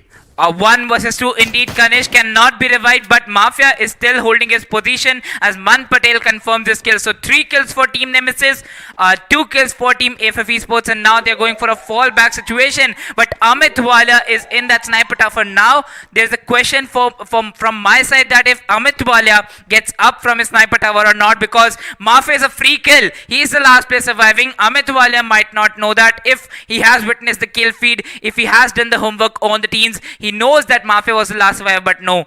Amit Walia is right now proning and resting for a long day. Mafia is just gonna hold it out near Kartulitswa and try to play for a little bit placement points, and we have the points table. I think they had an error in the previous points table. No, it's back again. We have UG Mania with 38, Chemin with 31, TSM FTX with 23, Team D Esports with 23. So Team D Esports and TSM FTX, even though they had the same number of points, the placement eventually matters. Yeah. TSM FTX at the 3rd place is gonna help them bounce back a bit up the leaderboard. And it's time to look upon the MVP of the previous match, and it's going to be from the side of UG Mania. Oh, it's Team D Esports. D Roshan coming in with 5 kills, 2,354 damage, and 5 headshots. All the shots well landed on the head. I am hoping so, because this is a man who does not miss accuracy. He's so precise with his shots, and he is very surgical when it comes to using snipers at this moment. Well, it is now Evil Army, Team AFF Esports, and Team Chaos engaging in a fight. Meanwhile, Team Chaos, they have got a knock on Yash, and it's near the bullseye where Total Gaming is going to engage against Evil Army on that other side. So 4 to 5 teams near the bullseye. Well, this is going to be a big battle as Delete confirms his kill on Beam, and Total Gaming is on Team Evil Army to have some kills, to have some enjoyment, because they might know, according to their performance, that they have booked their slot in the top 6, as this is the game number 5 for the day and the last day of the wildcards. Now Evil is taking the shots from Mafia as Mafia gets a headshot on Evil and confirms his kill, and now it's only Black Tiger surviving from Team Evil Army. Mafia Bala takes a longer rotation. I don't understand why he's going outside the zone. At the same time, spots off Scary Team Chaos Vivek out in the open and tries to land some shots onto him. He has to be really careful. Meanwhile, Ignite gives his life outside the zone and gets finished off, and that's an end towards the side of Team Desi Gamers. As we look onto the side of Scary Team Chaos, 2 players spotted on Scary, getting tagged at this moment, and they have to be really careful as Fozia goes in for the push onto the side of Team Evil Army and finishes them off. Team Chaos, Tech KK has been spotted off, a knock coming in. Mafia goes in, second knock onto the side of Team Chaos, 2 players down. They were trying to use the launcher and go in towards the zone, and Team Total Gaming taking the full advantage of the situation. The last 2 players standing of Team Chaos will be far off somewhere. AFF Esports gets finished off. That's an end to Tech KK. At the same time, spotting Aryan out in the open. It will be an opening for Total Gaming to rip off the entire squad of Team Chaos. You know, the Moko ability is a boon to the snipers. They do know if they get one single tag on a player, they always know the position of the enemy player. Meanwhile, Fozia with the right hand side flank. Mafia confirms his kill on Scary. As he was looking out for the kill, he changed his position towards the left hand side edge of that sniper tower, or if I can say the crane. Loverboy is going to get a knock on TSM Amedron as PVS Gaming now, after a love story ending between the both of the teams on the Kalahari map, now they have fought on the Clock Tower as PVS Gaming. They take a wipeout on TSM at the 9th position, getting 2 kills. TSM FTX, they have been eliminated. 8 teams remaining with the first zone about to be closed in. Comes up to say that all the teams have decided to take early skirmishes and early fights. So the last zone is going to be a bit slower than the usual ones. As we look on to Chemin Esports, now engaged against the side of Raven Esports. Ajit getting spotted out in the open. Deadshot getting spotted out. Chemin Esports have the higher ground advantage, but still they are outside the zone, so that gives them the disadvantage and have to move in for a long rotation. It would be much preferred for them to go in for the back and go in towards the zone, because right now they have already secured a position, but still to stay on the top they will have to get a booyah in this name. But at the same time, Chemin Esports also start getting spotted off. Driven Esports, Ajay trying to land some shot with the pick in his hand, goes in for the push, but no, decided to fall back. And right now Chemin Esports, Aim God and Adam have decided, rather than to take this fight, move in for a long rotation and make it into the zone. Total Gaming comes into action, takes on a player from Team Chaos. Zaran has been knocked out. Fozia Jet Elite and Mafia still standing. They can come in for an off angle. Vivek, the last player standing for Team Chaos, have decided to take a long rotation and avoid the fight against Team Total Gaming as Mafia comes in flying with the K98 in his hand. And kill comes in. The execution has been done onto the side of Team Chaos. The last player will eventually try to play for placement points and might try to get a booyah, because it's Aryan right now standing. If it was Tech KK, it would have been easier for them to make a spot in the top 3. Well, Team Chaos is now surviving with only 1 player in their hand, and that is going to be Vivek. So most of the teams, even if they are surviving, they do not have the manpower with them, and the manpower is required to get a booyah. Well, we have seen some solo guys, some solo players getting the booyahs, but that's not possible where you have teams like Team Nemesis trying really hard to get into the top 6, where they have only 2 players left in with them, and they have a good position near Bhima Shakti Strip. As you just predicted the zone before the match started, it might land around Bhima Shakti Strip according to me, because the zone near the northern eastern side of factory, it has not come from a long time into the meta. And well, that is possible. Yeah, that is still possible, because the danger zone now lands around Team UG Mania, and Team Raven Esports are around Team UG Mania. As we talk about Team UG Mania, with all the 4 players still standing, good farming coming from the side. 10 first stage, 9 glue walls. What more do you need? Will they be able to put it up at the perfect moment? It all comes up at the end when they try to move in towards the zone at the nth moment. At the same time, they have Raven Esports pushing in from the back, and they have to watch out for them, as footprints have already revealed the location of Raven Esports, and at a very close proximity, Sai Shankar cooking a nade at this moment will try to take down Java Boy. Java Boy should be aware of this, and yes, pops up a chrono shield at the perfect time. There's no backup for Java Boy, and he pops up glue walls over glue walls, and this is what I've been telling about. If he stacks up properly and if he's able to execute it, then it will be easier for him. Java Boy tries to fall back. The rest of his team is nowhere close by. It's going to be Chemin Esports coming as a disguise for Java Boy, and the fight amongst Raven Esports and Aim God. That's going to be Chemin Esports about to start in a few moments, and UG Mania comes in from the back, and it's going to be Red Shot picking the prize. That's Kunal Jr. Trying to spot him off. A chrono shield being popped up at the perfect moment. UAV has been summoned by one of the players. I think that's going to be summoned from the side of UG Mania, revealing the location of Raven Esports as well as the players from the side of Chemin Esports. Well, there are 3 teams present at this moment. That is going to be Raven Esports, Chemin Esports, as Kaushik gets a knock on Deadshot, and he won't be leaving the player just lying around the position. Star, Java Boy, the man with the grenades. You said one grenade while it is still in the hands of Star. Well, this was the reason why it was in the hands of Star. As he gets a kill confirmation, Sai Shankar will get a trade-off on aim got. Now it's like equal from both the sides, as both the teams, Raven Esports and Team Chemin Esports, have dropped off on a 3-player manpower, but Adam gets a kill confirmation by the help of that M249. Java Boy gets a kill confirmation from M1887. They have already got 2 kills, but they need to rotate for the next zone. The last player standing for the side of Raven Esports is going to be Prasanna, and spot off by Java Boy, goes in for the finish, and that's a triple kill coming from Java Boy. Java Boy knew that he just need to hold. His team will give the backup that it needs, and he's able to execute the maximum kills for his team. 3 kills already in the name of UG Mania. UG Mania looking strong right now, and Chemin Esports, the way they came in was a perfect blessing for, if to be precise, it was a blessing for Java Boy. Otherwise, he would have been wiped out in a moment. And at the same time, as we look onto the side of PVS Gaming with all the 4 players standing, it's going to be UG Mania paying the price. Golden getting knocked out at this moment. PVS Yogi very close proximity to Kunal Jr. Kunal Jr. getting knocked out. Second player down from the side of UG Mania. The last 2 players standing is going to be Java Boy, and he's just going to hold it out very far from his team. At the same time, we have to look out for Prince SJ, who is trying to come in with a close proximity, who is trying to make it back into the zone and fight it against the side of PVS Gaming. Well, that was a long grenade coming towards the side of Team UG Mania, as Golden gets a knock on Loverboy with the help of the Car 98, and Team Chaos gets eliminated as Mr. Gamer gets a spot off from that ACAT, and he will confirm that kill. Now, only 16s and 16 players surviving. Well, we are done with only 3 zones and 16s are eliminated.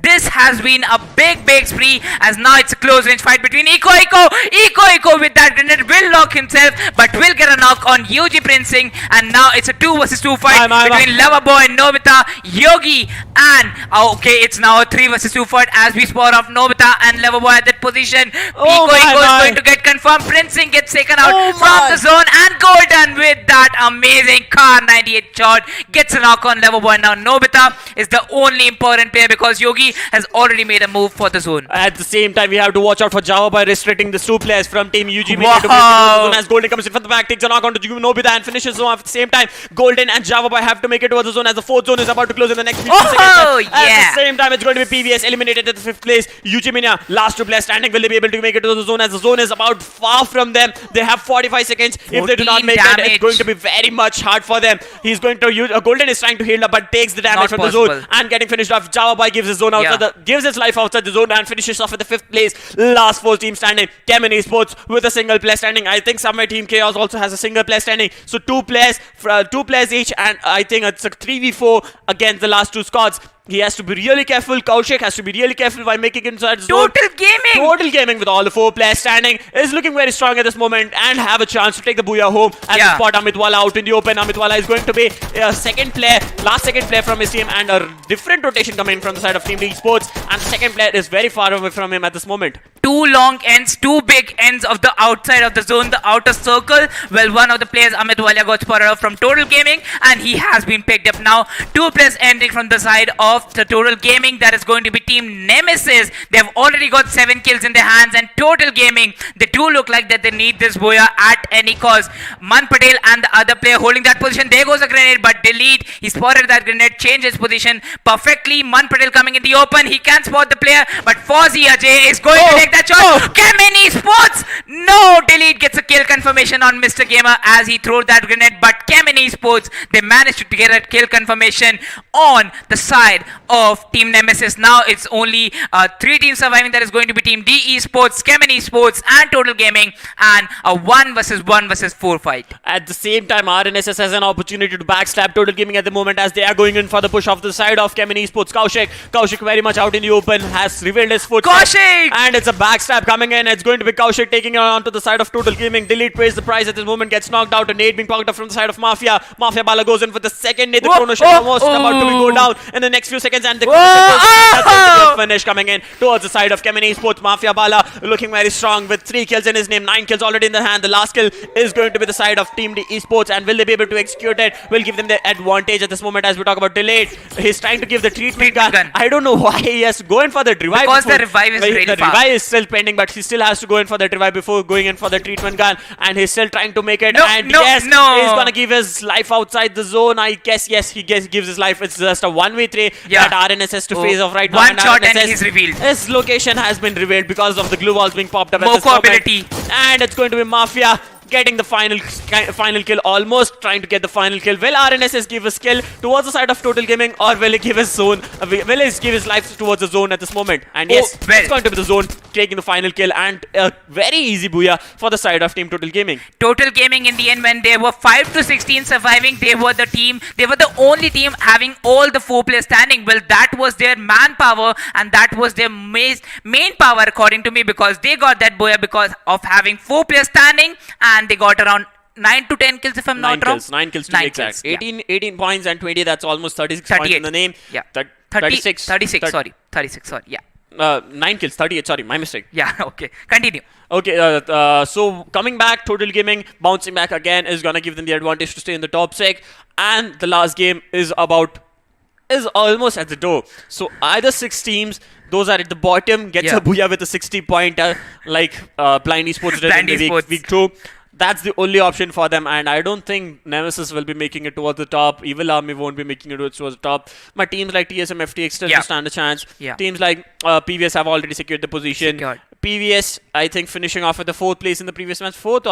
They finished off at the 6th place, if I'm correct, in the previous match, but still they had a beautiful number of kills. UG Mania also finished off somewhere close by. UG Mania was able to dissect through PVS Gaming, making sure that they did not make it towards the zone, but eventually had to pay the price because zone priority wasn't seen in this last match. And in this last match, I'm pretty much sure it's going to be very much chaotic, as all the teams engaged in early gunfights in the previous match comes up to say that everyone wants to contest the drop location of other teams, wants to go in for that early skirmishes rather than staying it out, holding out for the zone to close in. You know, I think I have a different analysis for that. Team UG Mania, you know the play, you know the name, Golden, always trying for the team, always having those kills by the help of the sniper rifle. He had the Moko ability, he spotted one of the guys, well, he got the position of the other player too, and he did manage to get all 2 frags on Team PVS Gaming. After that, he knew that both of the players were not going to survive from the zone. They got taken out at the 5th position, and PVS Gaming got taken out at the 6th position because of Team UG Mania. Both of them, they got the points that they had to get in the top 6. You will get around 8 to 10 points if I remember. 8 to 10 points if you're on the 5th or 10th spot, and after that you had those kills that were needed. So that was all they needed, and after that Team PVS Gaming, they are maintaining their consistency and getting the booyahs. But UG Mania, wow, 2 booyahs today. It's time to look upon the graph of the previous match number 5, and the graph on our screens right now with Total Gaming with 9 kills in the hand at the top, leading with 4,287 damage, and at the second place is going to be UG Mania with 5 kills, 3,272 damage, and following closely with 4 kills is going to be Nemesis and Chemin with 1,969, 1,867 points respectively, and I think TSM FTX and Team Chaos and PVS with 3 kills respectively. The rest everyone has 0 or 2 kills, and that comes up to say that Total Gaming is bouncing off hard again, and one more match will give them the advantage to make it towards the top 3 in the wildcards itself. You know, I think the history is repeating itself from yesterday, because Total Gaming, by the end of the day, they do understand that they need to get some position points, they need to get some kills,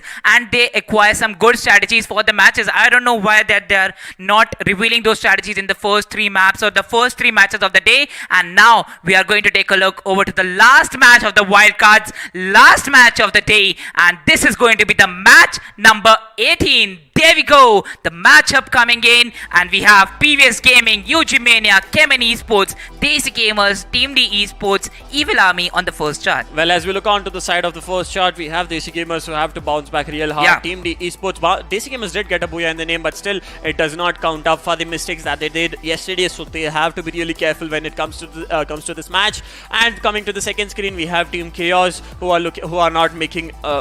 might not be making it towards the finals, but will know it at the end of the day. AFF Esports also looks a bit vulnerable at this moment. Nemesis and Ravens have not been able to spread their wings. But meanwhile, Total Gaming and TSM FTX will be making it towards the finals as my predictions, as this is my prediction that I'm putting forward. If you have any predictions, if you know that which teams will be making towards the top 6, which top 6 teams will be making towards the final, please do put in the chat section so we can do a quick review of which teams you think might be making it. You all know how the overall standings were at the end of day 2 of the wildcards, but it's time to look upon to the caster predictions coming in from the English, Hindi, Telugu and Tamil desk. Well, talking about the Hindi desk, we have Chemin Esports from both the caster, that is going to be Oro and Masab choosing the teams. From the English desk, you have chosen team Total Gaming Esports. Well, after the Boya, you would be sticking onto your prediction because they did perform an amazing game on the Bermuda map. Talking about my prediction, it's going to be TSM FTX, as I already talked about that. Tamil desk is going for Raven Esports and UG Mania respectively, while Telugu desk is going for Chemin Esports. So yes, T10 Gaming is sticking with the Hindi desk and AWF Esports by DK Official. But I have to say, me and Arka discussed that Slumber Queen is amazing with the prediction. So UG Mania?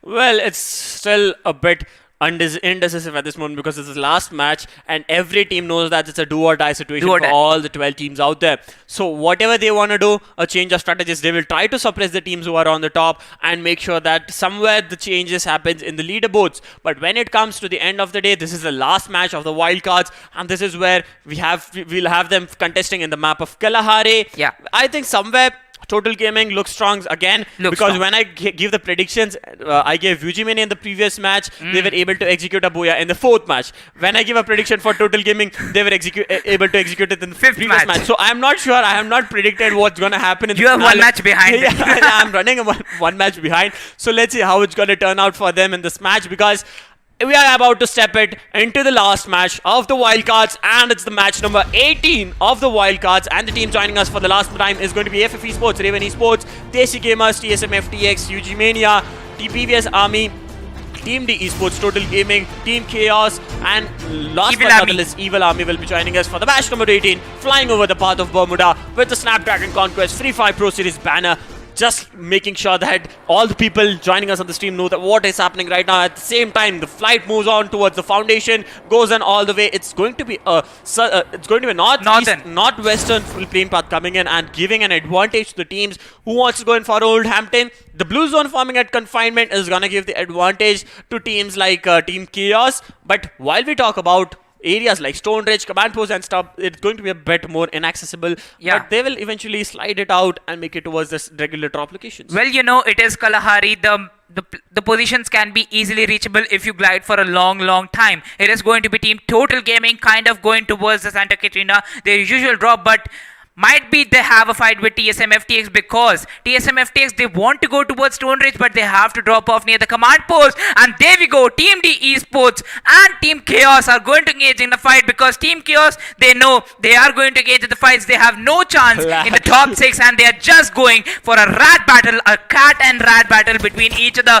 There we go. Vivek getting a lot of damage and RNSS gets a knock on Vivek. There comes a good trade from Blackshot. RNSS confirms this kill. Mr. J gets a knock on Team Total Gaming. Forziag are the match and new kill leader pops up from Team D Esports. Only one player is going to survive from Team Chaos and the battle is coming to an end in 2 minutes. Only one player, Tech KK, is surviving. Well, he has a gun with himself. RNS is ready with his M1887 and you know the damage. Only 2 shots are equal because you have got no vest, you have got no helmet. But Tech KK gets a knock on Roshan. There comes a good trade from RNSS. With that double kill, the whole team wiped out and now they're enjoying. I think somewhere Total Gaming 3 players have been taken down at this moment as we talk about Team D Esports with all the 4 kills in the name, with D and RNSS with 2 kills is going to be the kill leader at the moment. Treatment gun being treatment gun being used on the side of RNSS. Treatment sniper being used at the moment and trying to heal each other up back to the full potential, getting ready for the next skirmish because there's a team very close by and they have to watch out for Bayfront being unlooted. Bayfront still stands unlooted at this moment as they're going to go in for the supplies and then engage in their fight. Early skirmishes between this Team Chaos and the Team D Esports give them the advantage with all the 4-man standings, but it's time to look upon to the point standings of the previous match. But at the same time, when it comes to Team Total Gaming, they have lost one of the players. Delete Mafia and Mafia Wala still standing, so I am pretty much sure Forziag has been taken off at this moment. Only one player getting out of the match and that is going to be Forziag, the main IGL, but Talking about Team Total Gaming Esports, they got 38 points with 9 kills and 20 points for the Boya. Chemin Esports just behind them. So yes, Chemin Esports in the first 3 games, they were having a bad day. But after that, in the last 2 games, they have got a good position. In both the matches, they have kind of got the position in the top 5 with 23 points in this game. Now we have to take a look over to the MVP of the previous game, and that is going to be none other than Total Gaming Mafia with 3 kills, a total damage of 1,879 with 1 headshot and 0 assists. Well, as we talk about Mafia coming into play with 3 kills, that comes up to say that Total Gaming had the perfect backup from all the teammates. All the teammates have divided the kills among them. And if I remember it correctly, when it came to the previous matches, 2 players of Total Gaming had 3 kills each, and 1 player had 2 and 1 player had 1. That comes up to say that everyone was on the heels, making sure that the team gets the backup that they need at the perfect moment. But coming back towards the fight at Mammoth right now, it's going to be AFF Esports versus Raven Esports. Raven Esports just holding. It's Raven Esports, right? Raven Esports just holding it out just below at the head, just below AFF Esports. Yeah. I'm pretty much sure I'd need a different angle on this to know that which season. Raven Yes, Esports. it's going to be Raven Esports coming from the back, spotting a finish in a few moments right now. Shai Shankar has to be really careful, and yes, he spots him out. Tries to get a knock. Chrono Shield being popped up from both the sides. A glue wall being put up on the side of Kanish. Kanish decided to fall back and tries to go in for the jump. A nade being popped up from the side of Shai Shankar does some damage, but couldn't execute a knock at this moment. Prasanna has a higher advantage, a height advantage. He's just going to hold it out and trying to spot Pawan and the remaining players of AFF Esports. That's going to be Rahil, and Pawan gets spotted off at the sniper tower, just holding it out very closely. Cheeky angles coming in from the side of Raven Esports. Prasanna. Well, Team AFF Esports are now in a good all-out frontal battle between Team AFF Esports and Raven Esports. But we have to talk about the vulnerable position of Team AFF Esports, as they are on the lower ground and are getting tagged back to back by the side of Team Raven Esports. Look at that flank. Pawan is going to get taken out, not by the player with the VSS, but by Prasanna, because he was on the bone, the big bone present at the Mammoth. And there we go. The kill is going to get confirmed now. Rahil for in the open, and Prasanna is going for the Pharma spray. Meanwhile, Ajit is going for the Parafol spray. One spray can get him down, but okay, still he gets into the cover. Prasanna is going to get down from that bone, and now Deadshot is going for the straightforward rush on the player Rahil. AFF Esports decided to fall back rather than engaging the fight and play for the placement points at the same time. Rahil has to make sure that none of the players is following him or his teammates, and spots off the player from Raven Esports. Just at the knock, a head popped off. He could not get a knock onto him. He has to heal up to his full potential before engaging into the fight, because it's going to be Deadshot who's trying to pursue him at this moment, and it's going to be Kaushik getting spotted off from the side of Evil Army. The fight is happening right now at Refinery, where we come onto the side of Chemin Esports, spread out very much out in the open. Kaushik has to be really careful, because Black Tiger is a solo man standing, and his teammate is coming in for the backup at this moment, and he will get the backup at the perfect time, but a beam from the side of Evil Army will be trying to hold off the push coming in from the side of Chemin Esports, and Evil Army comes in from the back, making Chemin Esports very vulnerable. Kaushik being very cheeky at this moment, pops up a Chrono Shield, pops up a glue wall at the perfect moment to avoid the grenade put in front of him. Beam just waiting it out for the Chrono Shield to be taken down. Kaushik will heal up to his full potential. He has run out of grenades at this moment. Ashistar! And Ashistar comes in from the back and gives the backup for Chemin Esports. Kaushik.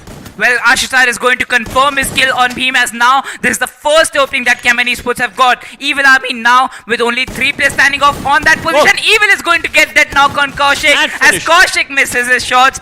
2 bullets going to work out for him. 1 on the head, another on the body, and the player is out of the game. Now it's a 2 versus 3 fight against Team Chemin Esports, as Aim God gets a knock on Yash, and it's all on the side of Evil, because Black Tiger is on the other horizon.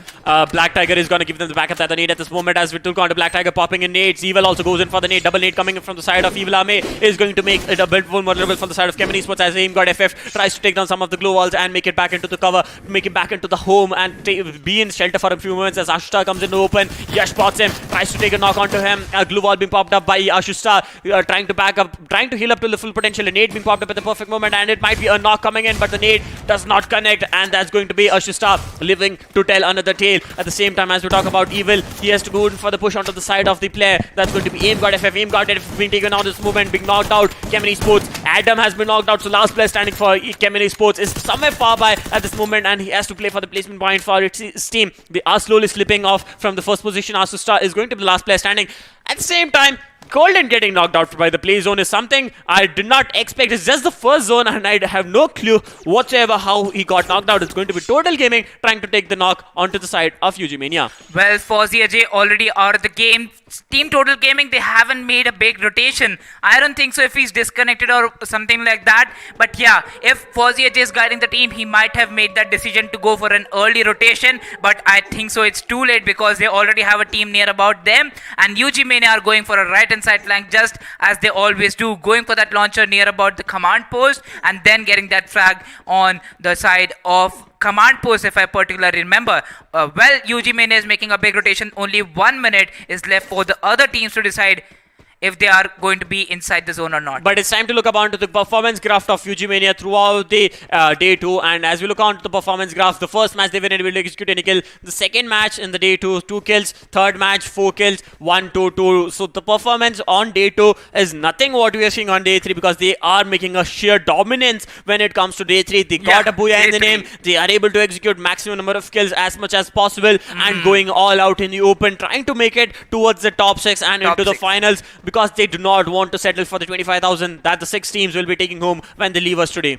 Yes, exactly. From the 13th to the 18th position, as we remember the points table prize pool distribution, it was 25,000 for these 6 teams as they'll be eliminated in the wildcard stages. And now the other 6 teams which are waiting in the finals for these teams are now going to have an eye on these matches because they need to do the homework for these teams who are going to have a battle against them. Meanwhile, Team D Esports have already confirmed 4 kills. They have had an amazing run till now in this match, but I don't think so they are confirming their spot in the top 6. Well, Team D Esports just holding the location at this moment can give them the advantage. The other kill leaders as of now with all the 4 kills executed onto the side of Team Chaos. They had a beautiful kill coming in from the side when they landed out Bayfront. They knew that they have to just fight it against Team Chaos, and they did the same exactly the same. Now they are trying to go on towards the side of Nemesis, the last player standing, and he might be spotting out of any moment right now, but at the same time they'll have to watch out for Evil Army who are just behind them. Amit Wale getting spotted out, almost down to 133 HP, gets tagged off from the back. That's going to be Evil Army,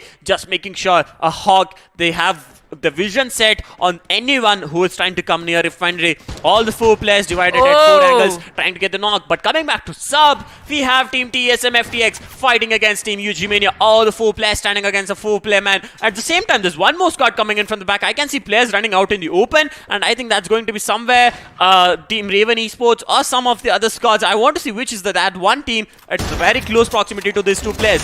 Okay, Golden gets a knock on TSM Fabindro as he was in the open on the right hand side, and I don't think so he'll be getting that revive because Golden has an eye on him and pinned down, now spotted.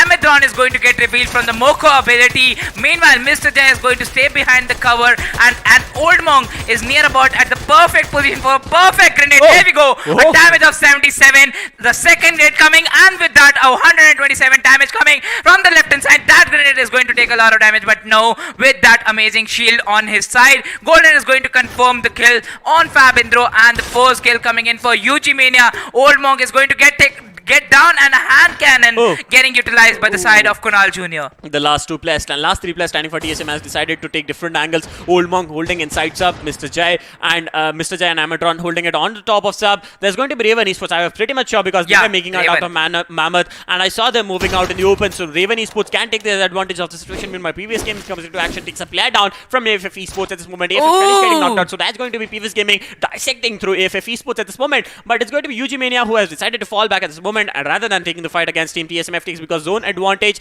zone will always give the disadvantage. As we talk about UG Mania Java getting spotted out in the open by a player from Raven Esports, and the knock comes in. Team D Esports gets engaged in the fight against Team Evil Army. Evil Army gets knocked out at this moment by Roshan, coming in with a different angle, a cheeky angle coming in, and a kill being confirmed. 6 kills at the name of Team D Esports. All the 4 players still standing. That comes up to say that Team D Esports have leveled up the game back to how it was in the league stages. A nade being cooked from the side of Black Tiger can do a damage, but Team D Esports sends that same nade sends that grenade already and decided to take that fall back before taking the fight. Yogi comes in for the action as a disguise, as a blessing in disguise for TSM FTX, and takes down a player from UG Mania. PVS have to watch out for UG Mania, Raven Esports, and TSM FTX at the same moment when we come back to the fight against Evil Army. Last player standing.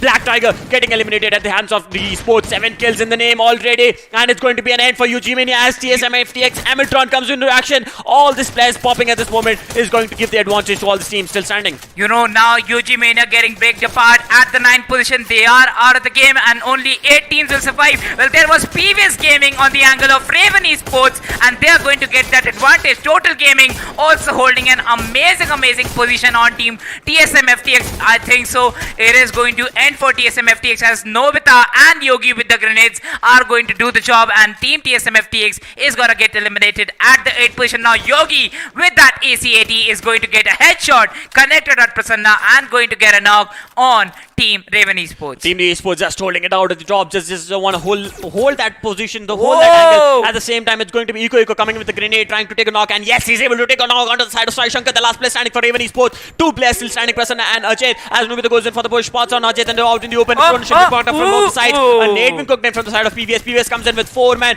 Wolves rushing in onto the side of Raven Esports. Prasanna tries to give the backup from the back. Nubita gets a knock onto Ajit. The last player standing is Sai Shankar. Sai Shankar gets taken down. Ajit is taken down. Prasanna is the last man standing for Raven Esports. Blue wall's been taken out this moment as PVS wants to go in for a full aggression. Deadshot is knocked out at this moment, and Raven Esports will suffer at the wrath of PVS as Nubita goes in for the push and gets that kill confirmed onto Deadshot. The last player standing, that's going to be Prasanna, is holding a cheeking angle at this moment. Prasanna trying to go after a Ringa Rosses, but it's going to be Desi Gamers coming in from the back and spotting of Prasanna. Prasanna has to be really careful at this moment as Loverboy spots on Prasanna, and the finish comes in. Almost the finish have come in, but Team Esports right now suffering at the hand of Nemesis. Is going to be the Amitwala. There we go! Of Nemesis, and there comes in from Iko and takes down the entire squad. The last player of team Raven Esports. Raven Esports now Nemesis Mind Gamer with that 1 vs 2 and that grenade launcher doing the job, but D Esports with a third party Mind Gamer confirming his skill on Amitwala. Now Roshan gets a knock on Mind Gamer and the trades are happening. We can't just read the kill feed because right now on the game it is happening like a bloodbath. 10 kills already for team D Esports as now they are still outside the zone and they have to fight against team Nemesis. Nemesis only 2 players surviving, Mr. Gamer and Uzef taking a lot of damage. Mr. Gamer in the open might be taking the zone damage if they don't go for the zone in the last 2 seconds, and there we go, the zone has also started to close in, and there, after that Insane gets a knock on a save. Now only 1 player, Mr. Gamer, is going to survive and he's going to get that kill for the zone and out of the game at the 5th position. Now only 14 surviving. Desi Gamers, they have the perfect position for the next zone as AFF Rahil is going to be the last player. There we go, that grenade is going to connect if I think. No, it's not going to connect. Rahil is still surviving with half of his HP, and meanwhile the other 2 players of Team D Esports are going to come in. AFF Esports getting friction off at the 4th place. The last 3 squads is standing. Who's going to be Team D Esports? Team D Esports suffering right now at the wrath of the zone, as well as PVS with all the 3 men standing goes in for the push onto the side of Desi Gamers. Desi Gamers with all the 4 players standing right now gets spotted off. D Roshan gets finished off, and that's an end to Team D Esports. Meanwhile, PVS with all the 4 men standing, with 3 men standing, tries to go in for the push onto the side of Team Desi Gamers. Meanwhile, a Loverboy getting spotted off by Alex. A beautiful backup comes in from the side of Alex. Insane trying to get a knock onto Nobita. Nobita being slaughtered right now by 3 men who are trying to take the knock onto him. Chrono shipping part with the perfect moment, but Nobita gets and that's going to be PVS Gaming eliminated with Desi Gamers taking on a Booyah and the name, a second Booyah and the name for the day 3. Well, this was the second Booyah for Team Desi Gamers on the day 3 of the wildcards, and therefore they have confirmed their slot with Chemin Esports and PVS Gaming. So we have the top 3 for sure, but we still have eyes on the 4th, 5th and 6th position. But I'm pretty much sure that Team TSM FTX were also able to perform in this game, and UG Mania is also somewhat closer, but nothing can be predicted as of this moment because everything will change in the next few moments because we have no clue what happened in this previous match. So many fights happening. Total Gaming finished off at the 6th position. I'm pretty much sure that Total Gaming with the Booyah and the previous Booyah, getting that previous Booyah in the name will bounce off somewhere will bounce off towards the top 6. But I don't have any knowledge about which 6 teams will make it towards the top. But as you said, Chemin Esports and PVS have secured these 2 teams are for sure. But I'm not sure about the remaining 4. I think I have 5 names. Chemin Esports, PVS Gaming, then we have Team Desi Gamers, after that we have Team Total Gaming and TSM FTX. But still, it's all speculation coming and the results will be on our screens in the next few moments. I think in the next 5 to 10 months we'll know it for sure. But this was the end of the wildcards. This is the end of the wildcards. This was the last match. 18 matches being played by these 12 teams who did not qualify for the finals in the league stages. Played it out. They had all the potential set out. They had whatever, they gave it all that it takes, and 6 teams will be bidding goodbye. 6 teams have already bid goodbye in the league stages. 6 more teams leaving us. That leaves us with the 12 teams that will be moving on towards the finale. But at the same time, this is all happening because of Snapdragon Conquest. Snapdragon coming up with new processes each day, creating opportunities for you in the esports sector. Season 1 was so exciting, so thrilling, stretched over almost, I think there was a lot of days. If I remember it, league stages was also 4 weeks. We had finale for two days, if I'm correct. Finale was for 2 days, and then there was that was the open tournament. This is a invitational tournament, as you can see, FIFA Pro Series, where all the pros came in. 24 teams joined us in the beginning of the league stages. 6 teams left, 18 teams were still remaining. The top 6 teams made it towards the finals. Well, exactly, because today it was only about 12 teams, not about 24 teams. They were given a second chance. Talking about the second chance today, it was the third chance for teams with the wild card, because Team Desi Gamers and Team Chaos. We have to talk about these 2 teams. Team Chaos, they give their all in this match, while Team Desi Gamers, they got 2 booyahs today with exceptional amount of kills. Now, we are going to take a look over to the match graph for the day and for the last map, if I'm correct. Yes, this is the last map, where PVS Gaming, they have got 11 kills and a total of 4,967 damage. Look at that. Team D Esports, they got taken out at 4th position, but still they have 10 kills and a lot of damage, 5,592. And getting that booyah in the name was Desi Gamers, with 4 kills, 2,074 damage at the 3rd place, and following them with 4 kills again is going to be TSM FTX with 2,468. But all the remaining teams have 1 to 2 kills each, or no kills, and have to go home pretty much early, had to leave the match pretty much early. But it's time for us to look back towards the entire 3 days. Everything has been turning up from the day 1 itself. Chemin Esports taking 2 booyahs yesterday, Desi Gamers taking 2 booyahs today, PVS taking a booyah in yesterday and today. I think they didn't have a booyah in the first day, if I'm correct, if I remember it correctly. It was 5th game. It was the 5th game. But still, Total Gaming getting a booyah in 2 days again and again, and that gives them the opportunity to bounce back on the top. If you want the perfect numbers and digits, you need to follow Snapdragon Conquest. You need to subscribe to this channel on YouTube. And at the same time, if you're watching on Facebook, you can come to the YouTube. There's a channel. And there are a lot of giveaways and a lot of stuff happening. But there's one more segment popping up on our screen. It's the people's nominees of the day.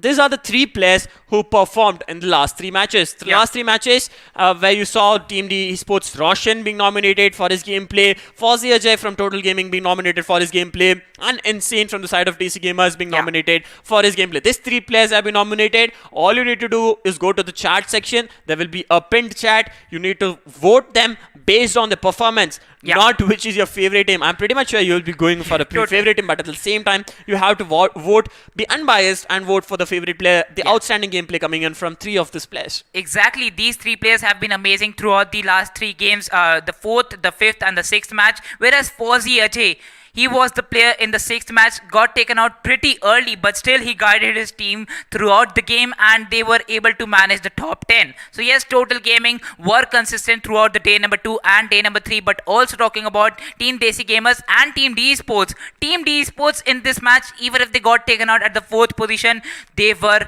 literally having a bloodbath throughout the last, even like we were casting the last 5 minutes, right?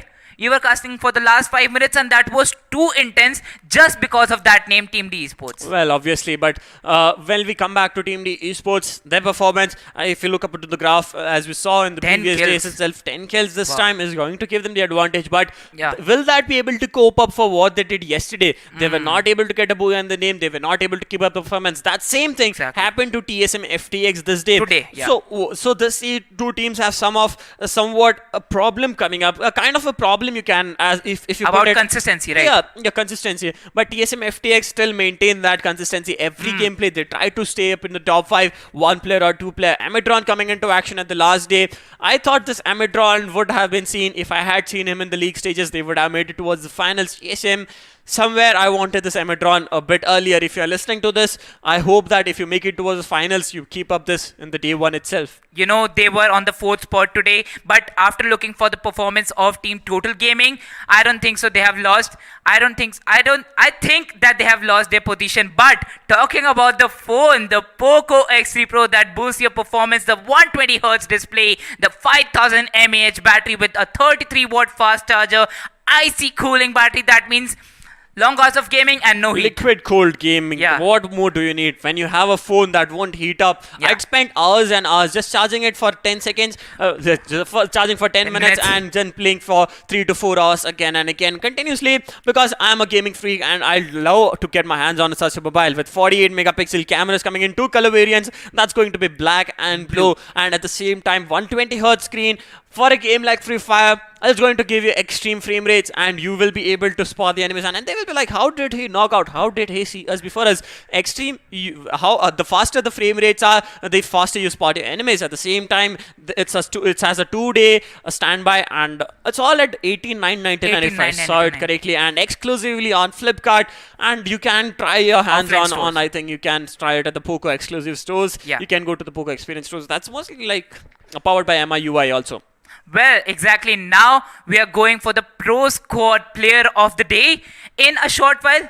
But also, as we know, it is the next segment. Before that, we talked about the Poco X3 Pro. Poco X3 Pro is available in a budget. So yes, you can talk to your mom, dad for that phone. And now we are going to take a look over to the Pro Squad Player of the Day. The player number 1 on your screens is going to be UG Mania Golden. If his name was not here, well, as always, as Cape says that if the name was not here, he would be leaving the desk. I think if Golden was not here, I would be the one.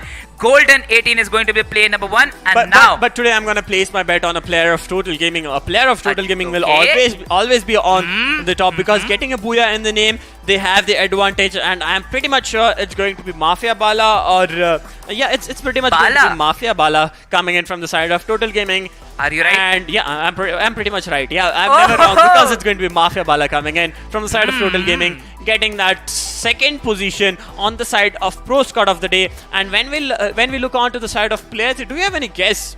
I think PVS Gaming is going to be the team, but I have a choice between Loverboy or Eco. What is going to be your choice? Well, I'm probably gonna go with Eco because this man has been turning tables the previous day. But right now, I'm gonna go with Eco, but I'm pretty much sure that it's either Loverboy because of the performance that he had in this day. But let's say, as we look onto the side of PVS Gaming, it's going to be Eco. Yes! I won again. I lost. It is going to be PVS Eco, the man with the grenades. Today, the man with the shotgun, because Yogi was back on his power with the grenades. And now we are going to take a look over to the player 4.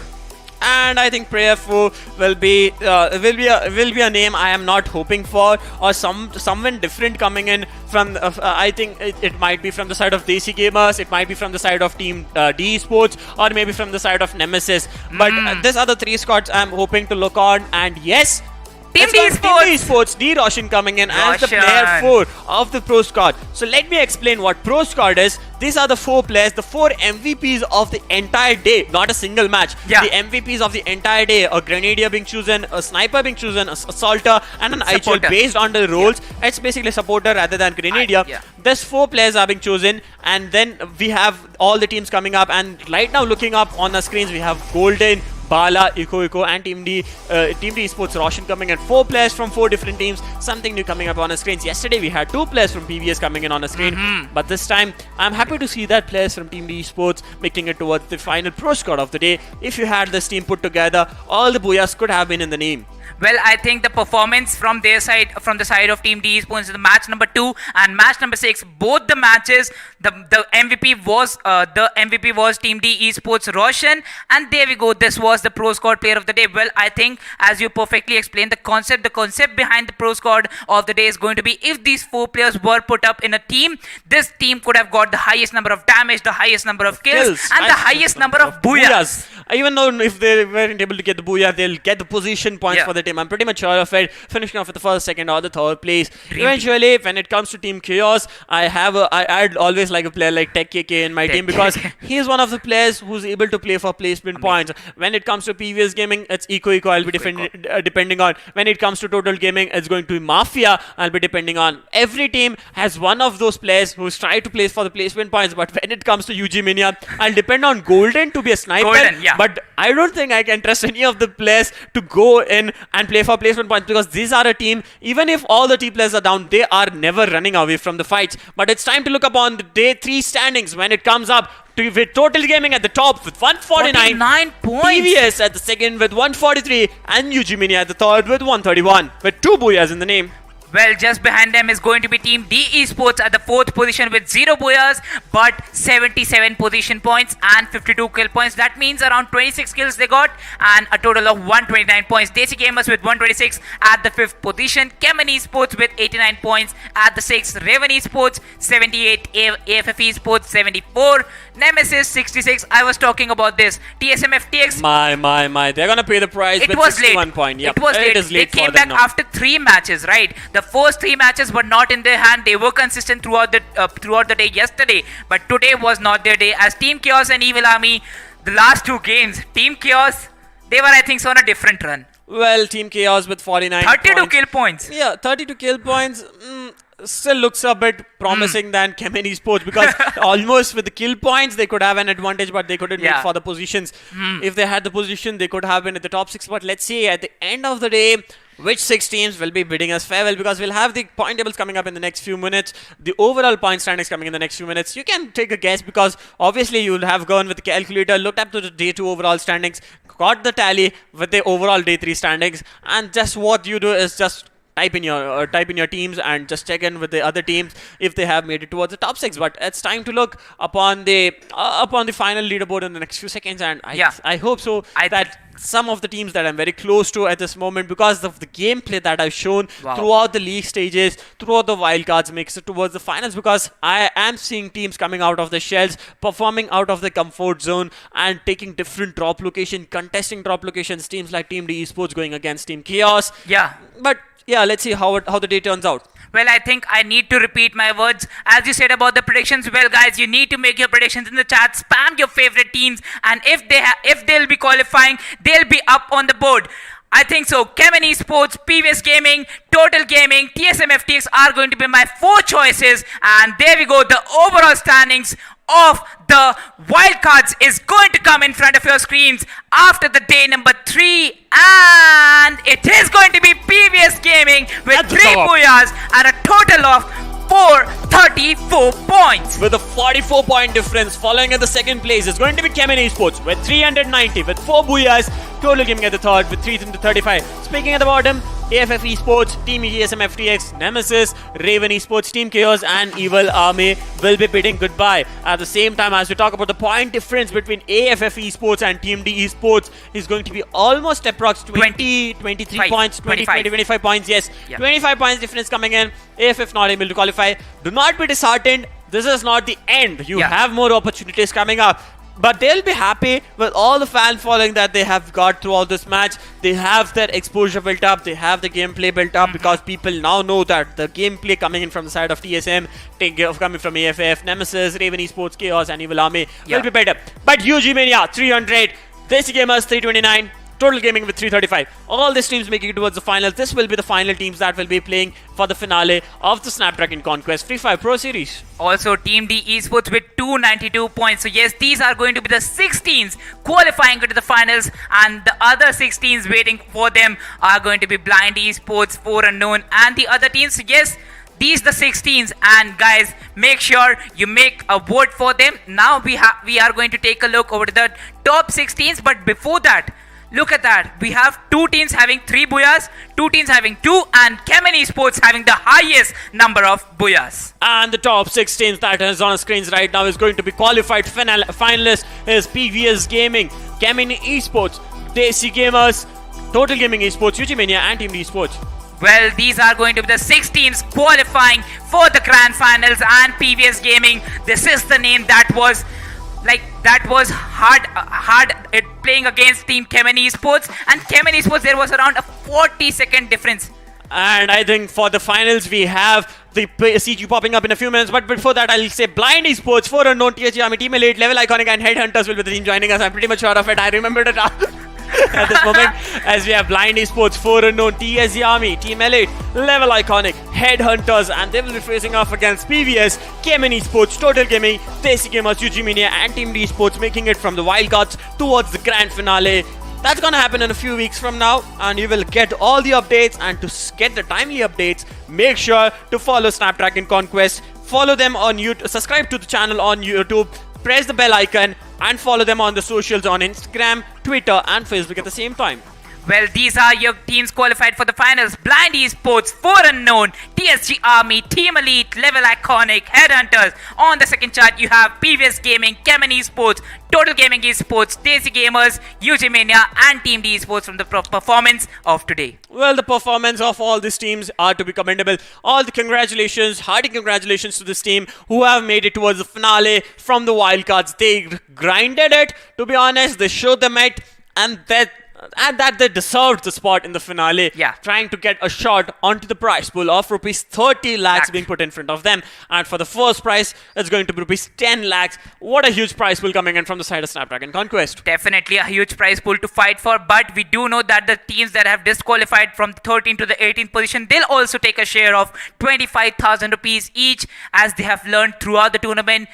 Don't get demotivated, guys. You have done your job, you have done your power, but now it is the time for the next segment that the People's Choice nominees Superstar of the Day is going to come. No, it came. The results are going to be displayed. The results are going to come. And I'm pretty much sure it's going to be the player from Total Gaming, Fozzy Ajay, with 74%. Domination, utter domination coming in from the side of Total Gaming. At the second place is going to be Insane with 17%, and Team D Esports Roshan with 9%. And that's how you build up a fan base, to be precise. But at the same time, let me talk about Snapdragon Insiders. It's an exclusive community just for you, where you can get timely updates on all the new processors, all the new phones coming up, whatever flagship phones are coming up, and you can stay updated on it. All you need to go is go onto a browser, search for Snapdragon Insiders, sign up for it. You will be a part of the community instantly. Yeah. You can post your threads, you can post your opinions. If you're good at photography, you can go and post your photos also at the thread. Yeah. Also, they have conquests and a lot of contests and quizzes happening, where you can stand a chance to win freebies and exclusive merchandises. Also, there's something also, I'm forgetting something. There's one more segment coming up from the side where, you get, if you're good at reviewing phones also, they might send you a demo piece if you're good at it, and try to make sure that you are a part of the community and stay updated and be like me, like I know everything about. I think I have a question. I have a question, Keep. Are we ending the show, or do we have a surprise? We do have a surprise coming in, because I cannot reveal it right now. Okay, but I can't reveal it right now. This is not the end, because between wildcard and finale, there's something coming up. We'll leave you guys in a suspense, but it's time to look up onto the top 5 players of the day 3, and I'm pretty much sure we have Eco coming up, we have Team D Esports Roshan coming up, and let's look up on the players. It's Roshan at the first with 14 kills, 8,674 damage, 9 headshots and 4 assists. Following closely is going to be Eco with 13 kills, 7,870 damage, 5 headshots and 14 assists. Well, the fourth player is going to be CES Kaushik, that is Chemin Esports Kaushik, with 11 kills, 5,882 damage, 4 headshots and 5 assists. I think I missed Bala. Yep. Yeah, Bala was at the third position with 13 kills and a total damage of 6,161, or I can say 6,161 with 2 headshots and 3 assists. And the last player is going to be Yogi with 10 kills and a total damage of 6,297. 6 headshots and 4 assists coming in from the side. So 2 players from PVS making it again towards the towards the MVPs of the day. Comes up to say that they are back in the action, and this might be the PVS we want to see in the finale. Exactly. Not sure as of now as how the performance will be in the finale. No one can predict anyone's performance in the finale. Yeah. But do we leak out the surprise? No, we still, I think so, have... I want to leak out the surprise, but I'll have to check with the production. No, we should not, actually. You should not give me the temptation. You should help me to resist the temptation at this moment. Yeah. But I think it will be the end of the wild cards in a few moments. Yeah. and we have pretty much run out of everything. So I'll show you the phones at the same time because Should we pick it? yeah, you can pick it up in the hand. It's the blue variant that I have been liking it very much. And it's actually on. You can see the 120 Hz display already. I can show you. I can just scroll it up to you, and you can see how seamless it is at this moment. Oh, you're taking some photos. He's trying to get some pretty photos of us. Let's check the camera quality. The camera. You can see the camera. See, you can look at this camera. But I think I have finally gotten the green light from the production to talk about the special surprise coming up on our screens. There's something, a new segment, not even a new segment, there will be a 2-day influencer invitational coming in with the prize pools. There will be prize pools at the same time. But I'll know.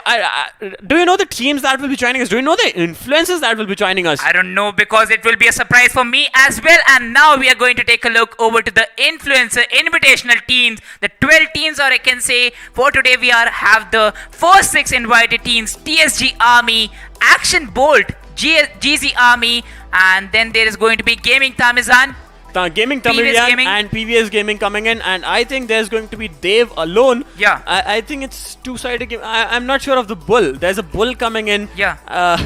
I'm not sure of the logo. I'm pretty much sure that's a fan favorite team. I'm extremely sorry for that, but I'm not able to recognize that. If you know it, chat in the spam section that which is that team at the 4th position. But we know Gaming Tamilian. We're pretty much good. We know PVS from the from the Snapdragon Conquest itself. We know TSG Army, but joining us with GZ Army and Action Bolt and Tamil Gaming, 3 new teams. Let's see how it turns out for them. Yeah, definitely these are going.